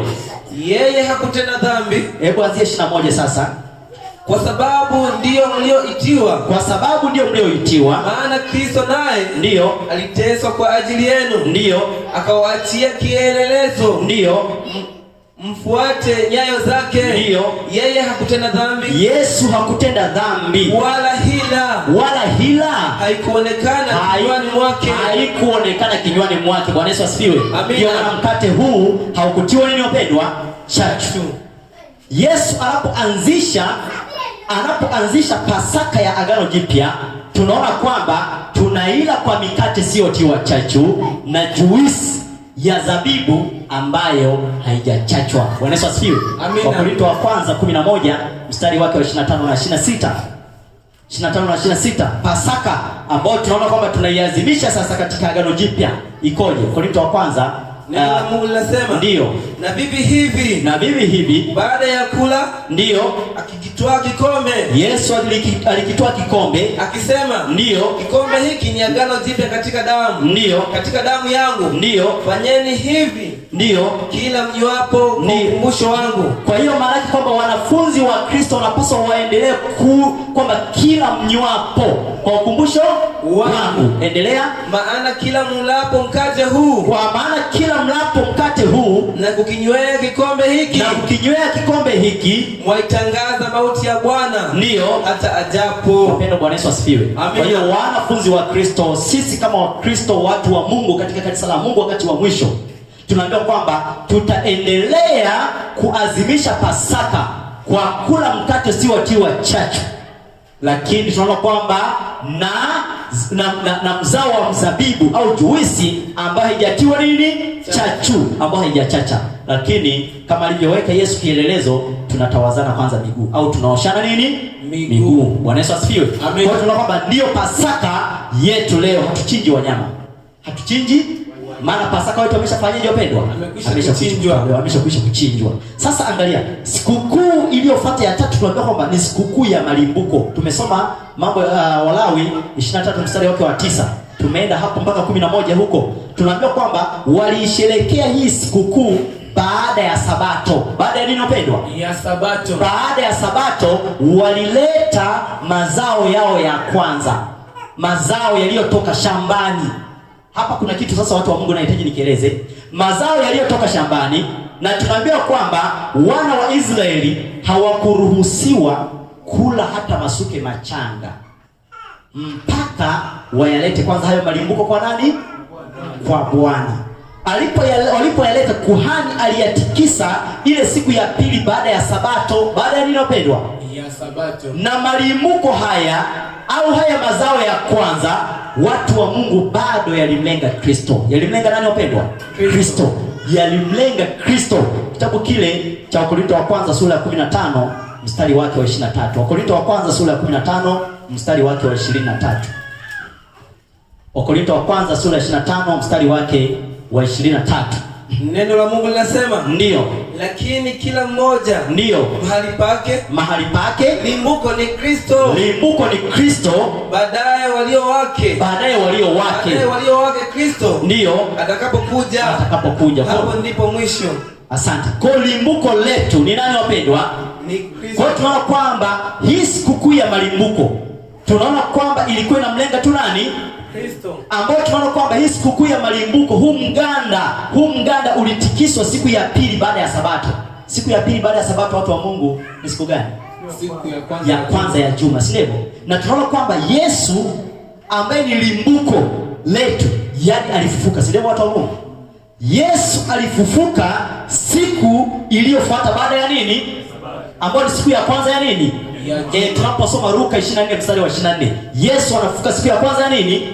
Limbuko letu. Bwana Yesu asifiwe. Lakini pia kisha ambao tunaomwamini, wale watakaolala katika Kristo, na watafanyaje wapendwa? Watafufuliwa. Tunalo tumaini. Bwana Yesu asifiwe. Tunalo tumaini. Sasa angalia watu wa Mungu. Nahitaji sasa tuguse pia kwenye shuhuda. Nabii wa Mungu anaelezaje? Maana roho za manabii huwatii manabii. Bwana Yesu asifiwe. Roho za manabii huwatii nini wapendwa? Ellen G. White, nabii wa Mungu, anaelezaje katika kitabu hiki cha Pambano Kuu sura yake ya 22. Tukimbie Pambano Kuu sura ya 22, watu wa Mungu. Wanaotufuatilia kwa njia ya mtandao ni sura yake ya 12. Tunahitaji kusoma naenda ukurasa wake mtumishi Kiswahili 333. 333 Kiswahili, lakini pia Kiingereza ni 339. Tunahitaji tusome aya ya pili kwa Kiingereza na aya ya tatu, lakini nenda hapo kwenye aya ya pili. Aya sasa itasomeka ya aya ya tatu kwako, inayosema kuchinjwa kwa kondoo. Kuchinjwa kwa kondoo. Neno la Mungu linasema, sasa ni ukurasa wa 399 aya ya pili Kiingereza, na tutasoma 399 aya ya tatu Kiingereza. Ndiyo, soma mtumishi. Kuchinjwa kwa kondoo wa Pasaka. Sasa tunahitaji tuziunganishe hizi sikukuu zote. Nabii wa Mungu anasemaje? Ndiyo, kuchinjwa kwa kondoo wa Pasaka ndiyo kilikuwa kivuli cha kifo cha Kristo. Ndiyo, Paulo anasema Kristo Pasaka wetu ametolewa sadaka kwa ajili yetu. Ndiyo, mganda wa matunda ya kwanza ambao wakati wa Pasaka ndiyo ulitikizwa mbele za Bwana. Kwamba wakati wa Pasaka ule mganda wa matunda ya kwanza tunaona kwamba ulitikiswa wakati wa nini? Wa Pasaka. Ndiyo, ulikuwa kielezo cha ufufuo wa Kristo. Ulikuwa kielezo cha ufufuo nani? Wa Kristo. Kwa hiyo sikukuu ya malimbuko ilikuwa ni kielezo cha ufufuo nani wapendwa? Cha Kristo. Ndiyo, Paulo anasema, ndiyo, akizungumzia ufufuo wa Bwana, ndiyo, na watu wake. Ndiyo, limbuko ni Kristo. Ndiyo, baadaye walio wake. Ndiyo, Kristo atakapokuja. Ndiyo, kama utikiswaji wa mganda ambao ulikuwa ni nafaka ya kwanza. Ndiyo, nafaka ya kwanza kuiva. Ndiyo, ikusanyavyo. Ndiyo, kabla ya mavuno. Ndiyo, Kristo ni malimbuko wa hayo mazao ya waliokombolewa. Ndiyo, waishio milele. Ndiyo, ambao katika ufufuo ujao. Ndiyo, watakusanywa katika ghala la Mungu. Wapendwa, Bwana Yesu asifiwe. Amina. Kwa tunaona kwamba hapa kilichotolewa ni mazao. Sisi tunaelewana watu wa Mungu. Ni nini? Ni mazao. Lakini huu mganda wa mazao ya kwanza ulikuwa unamwakilisha nani wapendwa? Kristo. Tumepapata watu wa Mungu. Tumepapata ni ukurasa wa 333 Kiswahili. 333 aya ya tatu inaanza kuchinjwa. 333 Kiswahili. 333 inaanza neno kuchinjwa. Sio hivyo? Tumeipata watu wa Mungu. Sasa tunaenda aya inayofuata sasa, vielelezo. Hapa ndipo sasa tusikilizane watu wa Mungu. Vielelezo. Soma mtumishi. Ambao ni 399 aya 3. Soma mtumishi.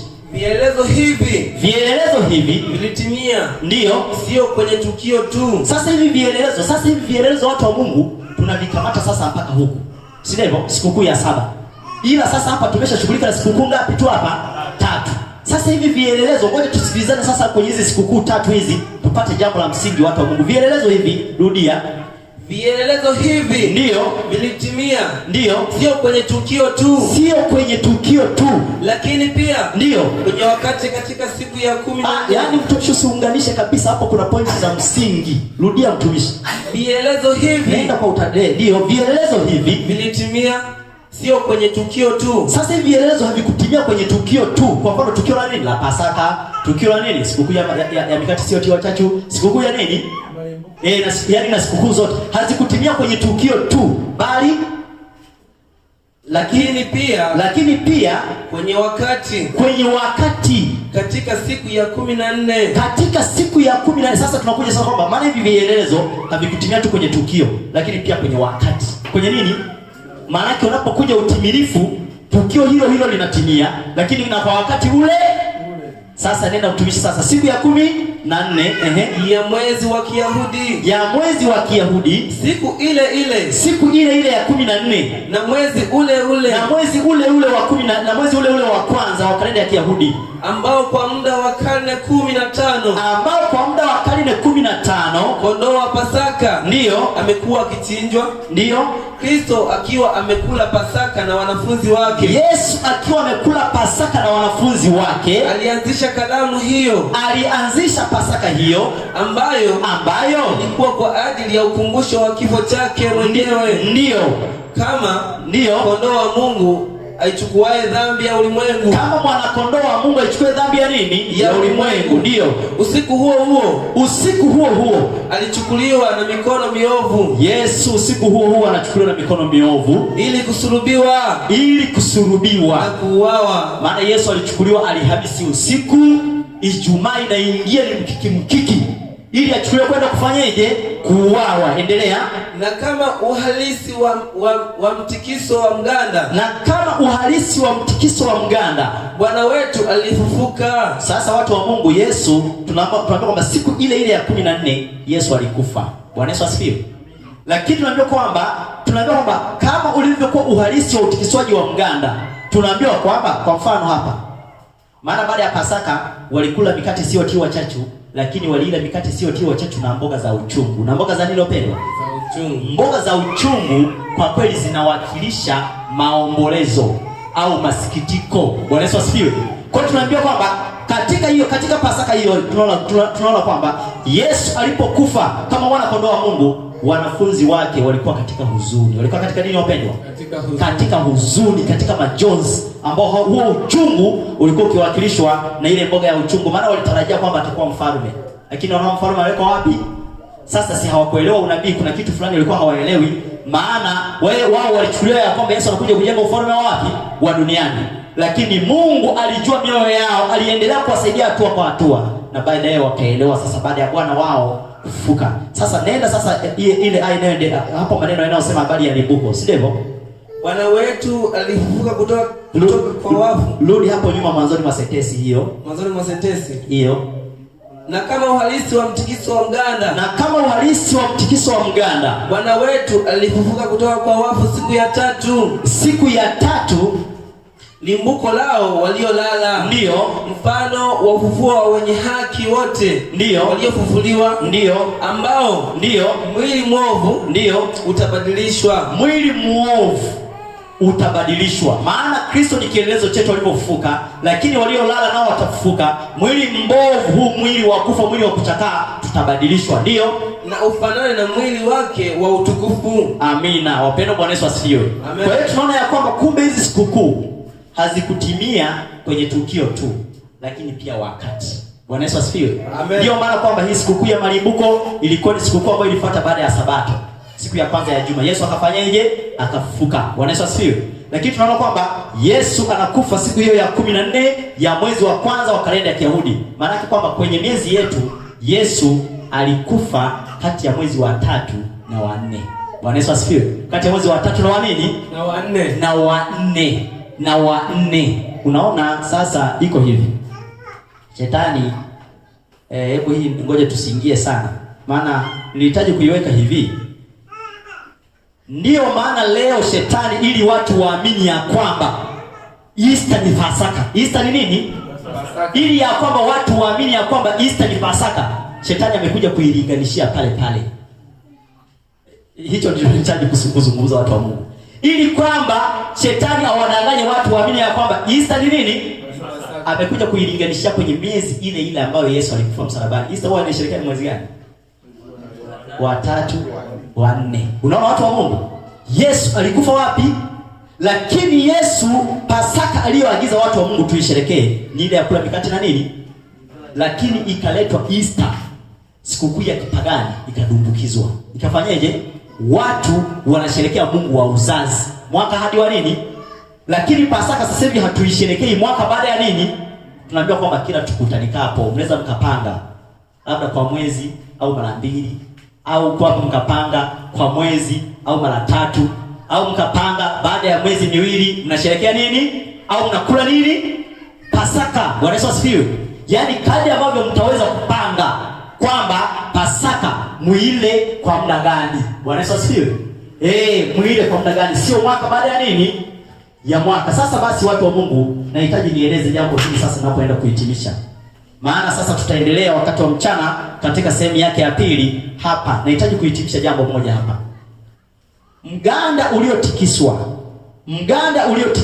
tunaambiwa kwamba ulikuwa ni wa mazao ya shambani. Mazao ya nini? Ya shambani. Na yalikuwa ni mazao ya kwanza. Mazao ya nini? Ya kwanza. Na hapa sasa watu wa Mungu mnifuatilie vizuri. Kama tunavyoona kwamba sikukuu hizi zilikuwa ni Sabato, ilikuwa ni mpumziko, ilikuwa ni Sabato. Ilikuwa nini? Ilikuwa ni Sabato, walipumzika, ilikuwa ni Sabato. Lakini tunaambiwa kwamba hazikuwa Sabato kama Sabato ya siku ya 7.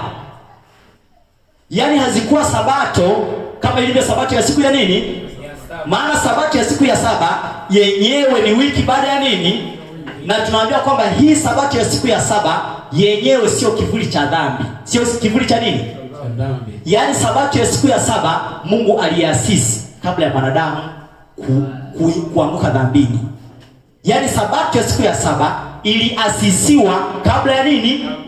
Ya anguko. Lakini hizi sikukuu zinaasisiwa baada ya nini? Bwana Yesu asifiwe. Amina. Tunaona kwamba kitabu cha Mwanzo 2 mstari wake wa 1 hadi wa 3, Sabato ya siku ya 7 Mungu anaiasisi. Hebu tusome hapa. Maana kuna wengine ndugu zetu wanatufuatilia kwa njia ya mtandao, hapo wataweza kuelewa tofauti ya hizi Sabato na Sabato ya siku ya nini? Ya 7. Soma hapo mtumishi.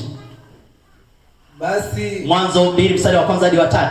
Basi mbingu na nchi ndio zikamalizika, ndio na jeshi lake lote, ndio na siku ya 7 ndio Mungu alimaliza kazi yake yote aliyoifanya, ndio akastarehe siku ya 7, ndio akaacha kufanya kazi yake yote aliyofanya, ndio Mungu akaibarikia siku ya 7. Mungu anaibarikia siku hiyo ya 7, akaitakasa. Kwa sababu ndio katika siku hiyo ndio Mungu alistarehe, ndio akaacha kufanya kazi yake yote aliyoiumba ndio na kuifanya. Asante sana. Kwa siku ya 7 Mungu alikuwa amemaliza kazi zake zote, anaibarikia siku ya 7, anaitakasa, yani anaiweka kwa ajili ya makusudi ya ibada. Kwa hiyo makusudi ya nini? Ya ibada. Yaani kutakasa huko kwa lugha ya Kiingereza imetumia neno sanctify. Sanctify inasema kwamba ni kuset apart, yani kuiweka pembeni kwa ajili ya makusudi matakatifu. Kwa katika siku 7 za juma, siku 7 za juma, Mungu siku ya 7 ameiweka pembeni kwa ajili ya utakatifu wake, akatupatia siku 6 za kazi. Siku 6 za nini? Za kazi. Sasa hii Sabato ndiyo maana wana wa Israeli wanapokuja kuelezwa habari ya amri 10 za Mungu. Unaona? Na amri 10 za Mungu sio kwamba wenyewe ndio walikuwa wanaanza kupewa. Sasa wanapopewa amri 10 za Mungu, katika amri ya 4 wanaambiwa tu kwamba ikumbuke. ikumbuke, si ndivyo? Maana yake ilikuwepo, si ndivyo watu wa Mungu? Maana yake kwamba sabato inaturejesha kwenye uumbaji kabla ya dhambi kuingia. Lakini hizi sabato ambazo tunakutana nazo katika hizi sikukuu ni sabato ambazo ziliweza kuanzishwa baada ya dhambi kuingia, ambazo ni za mpango wa nini? Wa ukombozi. Ndiyo maana Paulo kwenye Kolosai 2 tulisoma 16-17 anasema mtu asiwahukumu kwa sababu ya nini? Ya vinywaji, mwandamo wa mwezi au nini? Sabato. Sabato inayotajwa pale sio sabato ya siku ya saba, na hayo tutaendelea kuyaona. Sasa kama ilivyo tofauti ya sabato hizi na sabato ya siku ya saba, ndivyo hapa nahitaji kueleza kitu watu wa Mungu. Malimbuko yaliyoletwa hapa ni ya mazao ya kwanza. Mazao ya nini? Kabla hawajavuna, yani kabla hujaanza kuyatumia mazao yako shambani, si ndivyo? Yani hupaswi kuanza kula. Maana waliambiwa kwamba wasile masuke machanga. Kwa mazao ya kwanza waliyaleta kama malimbuko, yakatikiswa siku ya pili baada ya sabato katika sikukuu ya malimbuko. Sasa hapa sikukuu hii unaposoma haya malimbuko, si unaona yanaingiliana na zaka? Sina zaka nayo ni malimbuko. Si ndio watu wa Mungu? Si unaona kwamba yanaingiliana na nini? Na zaka. Bwana Yesu asifiwe. Amina. Si unaona yanaingiliana na nini? Na zaka. Na ndio maana watu wa Mungu kumekuwa na hiyo sasa namna ya kidogo kuto kuyaweka vizuri haya mambo, na wakati mwingine kukanganyikiwa. Ndio maana kwa kweli baadhi ya ndugu zetu wenyewe wakafikia hitimisho ya kwamba zaka iliishia msalabani. Wangapi tushakutana hiyo changamoto? Zaka ilishia wapi? Msalabani. Kwa sababu haya malimbuko yalikuwa yanamwakilisha Yesu, maana Yesu ameshafanyaje? Ameshafufuka. Sasa kwa nini tutoe nini? Zaka. Sasa iko hivi. Haya malimbuko yalikuwa ni ya mazao. Lakini tunavyoangalia habari ya zaka, zaka tunaitoa kutoka wapi? Kitabu kile cha Mwanzo sura yake ya 14. Anza mstari wake wa 14. Hebu anza mstari wa tungeanzia 14 pale. Maana kuna vita pale ambavyo tunaona kwamba Waeramu walipigana na Wasodoma. Wasodoma wanachukuliwa mateka. Na humo katika mateka anachukuliwa ndugu yake Ibrahimu, aliyekuwa anaitwa nani? Rutu. Si ndio watu wa Mungu? Lakini Ibrahimu anapanga vijana wake kwenda kuwakomboa mateka na mali zote zilizochukuliwa. Na mali zote yani mali zote zilizochukuliwa mateka. Anapowakomboa anawarudisha. Anapowakomboa anafanyaje? Anawarudisha. Hebu tuanze mstari wa 16. Mwanzo 14 mstari wa 16. Neno la Mungu linasema, tutaenda mpaka 20. Ndio. Naye akarudisha mali zote. Ibrahimu alirudisha mali zote. Yaani Ibrahimu alirudisha mali zote. Ndio. Akamrudisha na Lutu nduguye. Na mali zake. Na wanawake pia. Na wanawake pia. Endelea. Na watu. Ndio. Abrahamu aliporudi kumpiga Kedorlaoma. Ndio.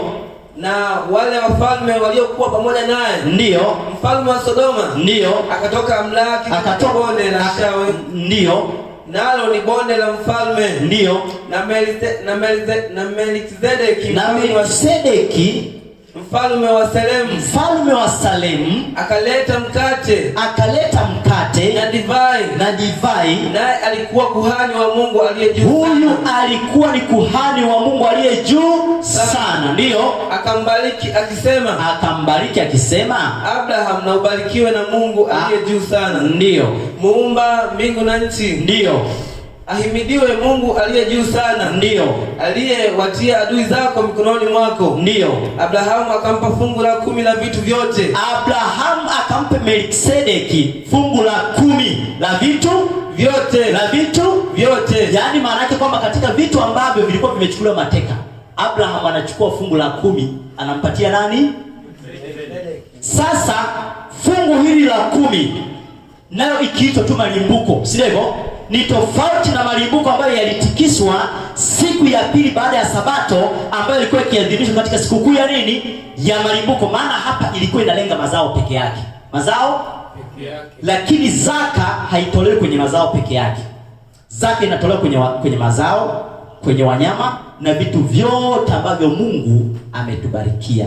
Vitu vyote ambavyo Mungu amefanya hiyo pendwa, ametubarikia, zaka inatoka ndani yake. Bwana Yesu asifiwe. Amina. Ndio maana kitabu hiki hebu labda twende tu moja kwa moja kwa sababu ya muda.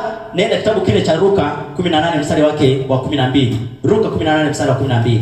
Kwamba zaka yenyewe inatoka katika vitu vyote. Na tunaona kwamba amri ya sadaka, amri ya zaka, watu wa Mungu, haikuanza kipindi cha wana wa Israeli. Ilianza huku nyuma tena kipindi cha Ibrahimu. Na zaka tunaona ya kwamba yenyewe inatoka katika vitu vyote, lakini malimbuko yanatoka tu kwenye mazao. Tena yale ya kwanza ambayo yanaiva katika huu mwaka wa katika mwezi wa kwanza wa kalenda ya Kiyahudi, ambapo walikuwa nakutanika kwa ajili ya sikukuu, ambayo sasa tunaona kwamba kwenye kusanyiko la kwanza, na hapo walikuwa naenda kusherehekea sikukuu ile ya malimbuko. Sasa inapofika ile sikukuu, walileta mazao yote ambayo yalionekana yameanza kutambulia kuiva shambani, wanaleta kwa ajili ya kutoa nini? Kwa ajili ya kutoa nini? Mganda huu ulitikiswa na kuhani, ukiwakilisha limbuko ambaye ni Kristo. Kwa hiyo kwamba hii sikukuu ya malimbuko, haya mazao ya kwanza yalitoka tu kwa mimea, lakini zaka inatoka kwa vitu vyote. Sasa hebu tusome fungu hili, watu wa Mungu. Neno la Mungu linasema Luka 22 mstari wake wa 12. Neno la Mungu linasema, inasemaje mtumishi? Mimi nafunga mara 2 kwa juma. Sasa hapa kulikuwa na ibada ikiendelea bwana. Kutoa zaka. Ngoja, kulikuwa na ibada ikiendelea. Farisayo na mtoza nani? Ushuru. Si ndivyo? Lakini tunaona kwamba Farisayo yeye anafanya ibada ile ya kujigamba. Si ndivyo? Ya kujigamba. Yeye anapofanya matoleo na nini, kumbe anafanya kwa kujionyesha. Lakini hapa kuna pointi ambayo mimi nahitaji tu kuichukua pale, lakini majigambo yake yaweze kutusaidia. Bwana Yesu asifiwe. Kwamba majigambo yake, kwamba watu wa Mungu hawapaswi kufanyeje? Kujigamba hata katika matoleo. Sasa mimi nahitaji kuchukua tu kile ambacho kinaelezwa kwa habari ya matoleo. Nenda hilo fungu la 12 lianze mtumishi. Neno la Mungu linasema, ndiyo, mimi nafunga mara 2 kwa juma. Huyu alisema nafunga mara 2 kwa juma. Kwani kufunga mara 2 kwa juma jamani ni dhambi? Si dhambi. Lakini sasa ukifunga kwa majivuno ndio inakuwa nini jamani? Dhambi. Endelea. Kutoa zaka katika mapato yangu yote. Huyu anasema hutoa zaka katika mapato yake yote. Bwana Yesu asifiwe. Amina. Kwa hiyo zaka inatolewa katika mapato yetu yote. Iwe ni shambani, iwe ni mifugo, iwe ni biashara, lakini sehemu ya 10 tunaambiwa kwamba zaka ni ya Bwana. Lakini hiyo zaka ambayo tunaitoa katika ibada zetu ni tofauti na malimbuko ambayo yalitolewa kwenye sikukuu ya nini wapendwa? Ya malimbuko. Bwana Yesu asifiwe. Kwa hiyo hapa ndipo penye point. Hizi sikukuu watu wa Mungu ni za muhimu sana kueleweka, ili ya kwamba tuelewe habari ya mpango ukombozi, lakini pia tutaelewa changamoto ambazo wakati mwingine zinakuja kwa sababu ya imani. Kwa hiyo basi, malimbuko yaliyotolewa hapa ni tofauti na zaka. Zaka inatoka katika vitu vyote, lakini tunaona kwamba haya malimbuko yalitoka tu kwa mazao. Tunaelezwa pia hata kwa habari ya baba yetu Yakobo, baba wa imani. Yeye alimwambia Mungu, lolote utakalo nibariki. Si ndio? Lolote utakalo, yani lolote utakalo nibariki nitakutolea sehemu ya ngapi? Kwa maana yake sehemu ya 10 inatolewa kwa lolote. Kwa nini wapendwa? Kwa lolote ambalo Mungu anafanyaje wapendwa? Anatubarikia. Watu wa Mungu, Mungu atubariki sana. Napenda kuwakaribisha ya kwamba mchana sasa tutaendelea baada ya mapumziko, na hapo tutakuwa pia na muda pia wa maswali. Ikiwa basi kutakuwa na swali huku tulitamani labda kuuliza, tutauliza tunaposonga mbele. Bwana Yesu asifiwe. Amen. Mimi niwaalike tu watu wa Mungu ya kwamba Mungu wetu ni mwema sana. Unaona jinsi ambavyo vielelezo hivi vilivyotimia, jinsi ambavyo vilitimia, vinatueleza jinsi ambavyo mpango ukombozi umewekwa kwa wakati ambao mtu hawezi akaubadilisha. Hawezi akafanyaje wapendwa? Akaubadilisha. Kila sikukuu tutaiona watu wa Mungu inatimia kwa wakati. Kwa hiyo tunaona kwamba wakati ulipotimia wa Yesu kufa msalabani, haikuwepo namna yoyote. Yesu lazima tu aandike wapi? Msalabani. Tunaona kwamba siku ya 14 ya mwezi wa kwanza wa kalenda ya Kiyahudi, Yesu anakufa wapi wapendwa? Hili sasa ambalo watu wa Mungu tumejifunza katika hizi sikukuu 3 kuna kitu ambacho sasa tutoke nacho tunapoenda kuomba. Ni kile ambacho Paulo amekieleza kwenye Wakorintho wa kwanza sura yake ya 5 mstari wake wa 7 na wa 8. Kisha watu wa Mungu tutawatolea wito ili ya kwamba tujiweke wakifu mikononi mwa Mungu. Wakorintho wa kwanza sura yake ya 5 mstari wake wa 7 na wa 8. Neno la Mungu linasema, linasemaje mtumishi? Basi jisafisheni mkatoe ile chachu ya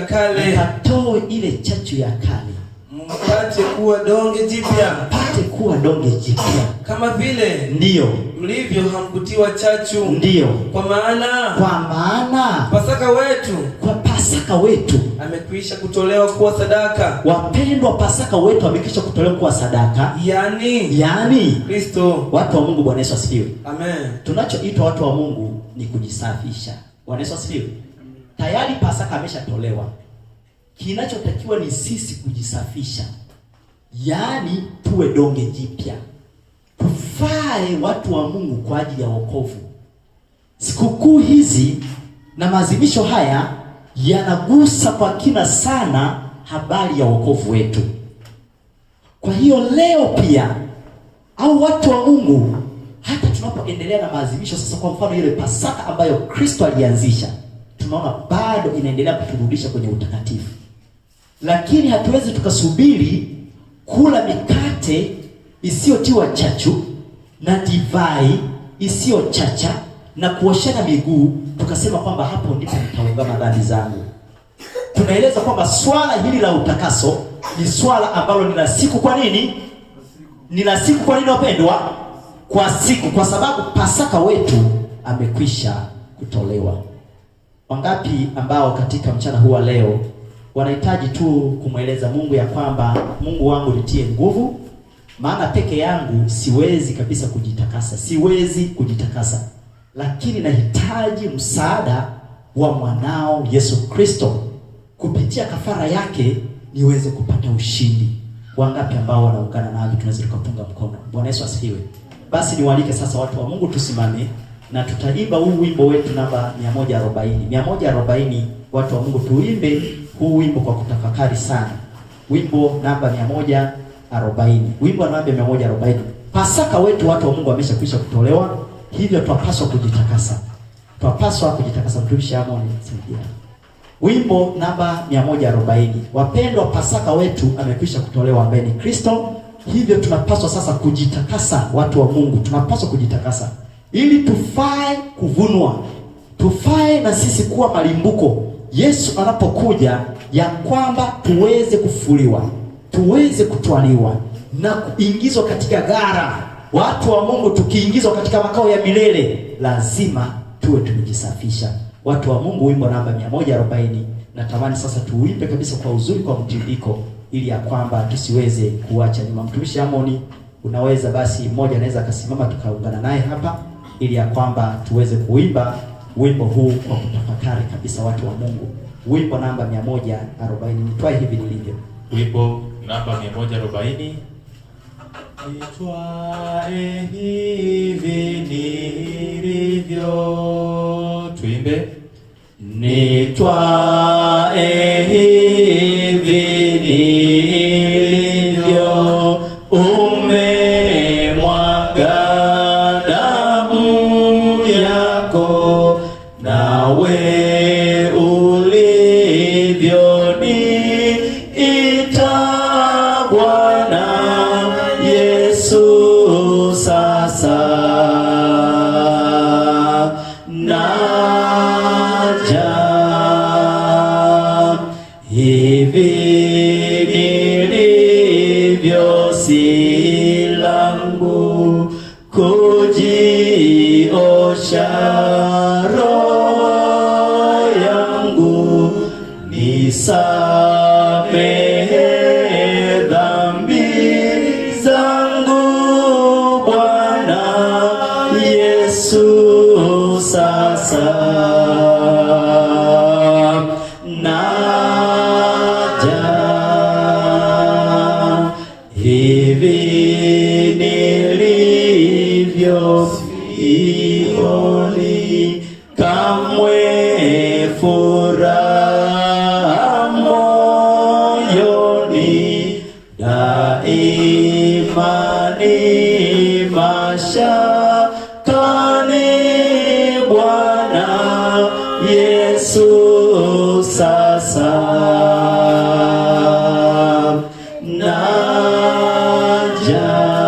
naja. Hivi nilivyo kipofu, maskini na mpungufu, wewe ndiwe utajiri Bwana Yesu sasa naja. Hivi nilivyo mimi tu, siwezi kujiokoa, na wewe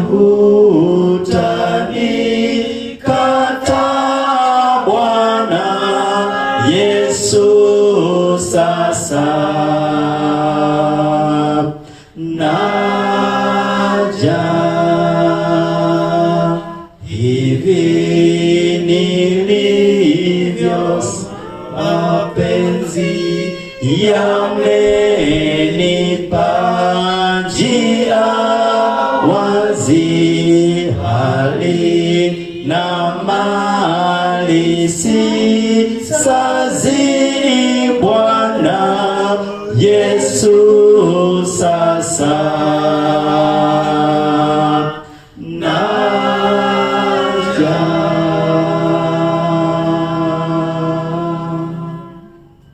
Watu wa Mungu, kujitakasa kwa kweli si kwa nguvu zetu. Tunahitaji rehema za Mungu tuwezeshwe, na Mungu yuko tayari kutuwezesha. Bwana Yesu asifiwe. Yuko tayari kutuwezesha. Anahitaji pia kwamba tufungue mioyo yetu. Tufungue mioyo yetu watu wa Mungu, ili ya kwamba tutakaswe. Pasaka wetu amekwisha kutolewa. Tuondoe chachu ya kale. Bwana Yesu asifiwe. Mtu anapotuona aone ya kwamba kwa kweli hawa wamekubali kuifuata njia ya kweli. Wamekubali kweli kutengeneza mahali palipo haribika. Wamekubali kweli kujenga mahali palipo bomoka. Kwa maisha yetu watu wa Mungu tuwe kielelezo. Bwana Yesu asifiwe. Tuondoe chachu ya kale, tuwe donge jipya. Mungu yuko tayari kutusaidia. Niwaalike sasa watu wa Mungu tunyenyekee katika magoti kwa ajili ya ombi.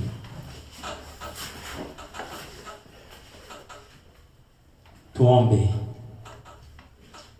Uhimidiwe Baba yetu wa mbinguni, Baba yetu Muumba wa mbingu na nchi, bahari na chemichemi za maji. Nasi tumenyenyekea tukikiri ya kwamba sisi tu kazi ya mikono yako, maana ulituumba kupitia mwanao Yesu Kristo. Tumekiri na kuja mbele zako ya kwamba sisi tu wachafu. Tunakuja mbele zako ya kwamba tuweze kutakaswa. Kila mmoja wetu tukiungana na ndugu zetu wanaofuatilia pia kwa njia ya mtandao, tumekubali kuondoa chachu ya kale, ili ya kwamba tuwe donge jipya. Kila mmoja wetu mfinyange sasa. Kila mmoja wetu mtengeneze, ili ya kwamba watoto wako tukasimame kama barua inayosomwa na watu wote, ili ya kwamba watuonapo hata kwa matendo yetu wakakutukuze wewe Mungu wetu uliye juu mbinguni. Lakini umetupatia vinywa vya kunena. Tusaidie sasa kweli uliotupatia, tusinyamaze. Maana ni ujumbe uliowapatia wazee wetu wa imani. Ujumbe ambao umesafiri vizazi na vizazi. Nasi katika wakati huu wa mwisho umetupatia ujumbe makini, umetuongezea jukumu la kutoa onyo la mwisho. Umetupatia ujumbe wenye sehemu tatu. Ujumbe wa malaika watatu. Tusaidie Mungu wetu kutoa ujumbe wa malaika wa kwanza, wa pili na watatu kwa uaminifu, watu wakaamshwe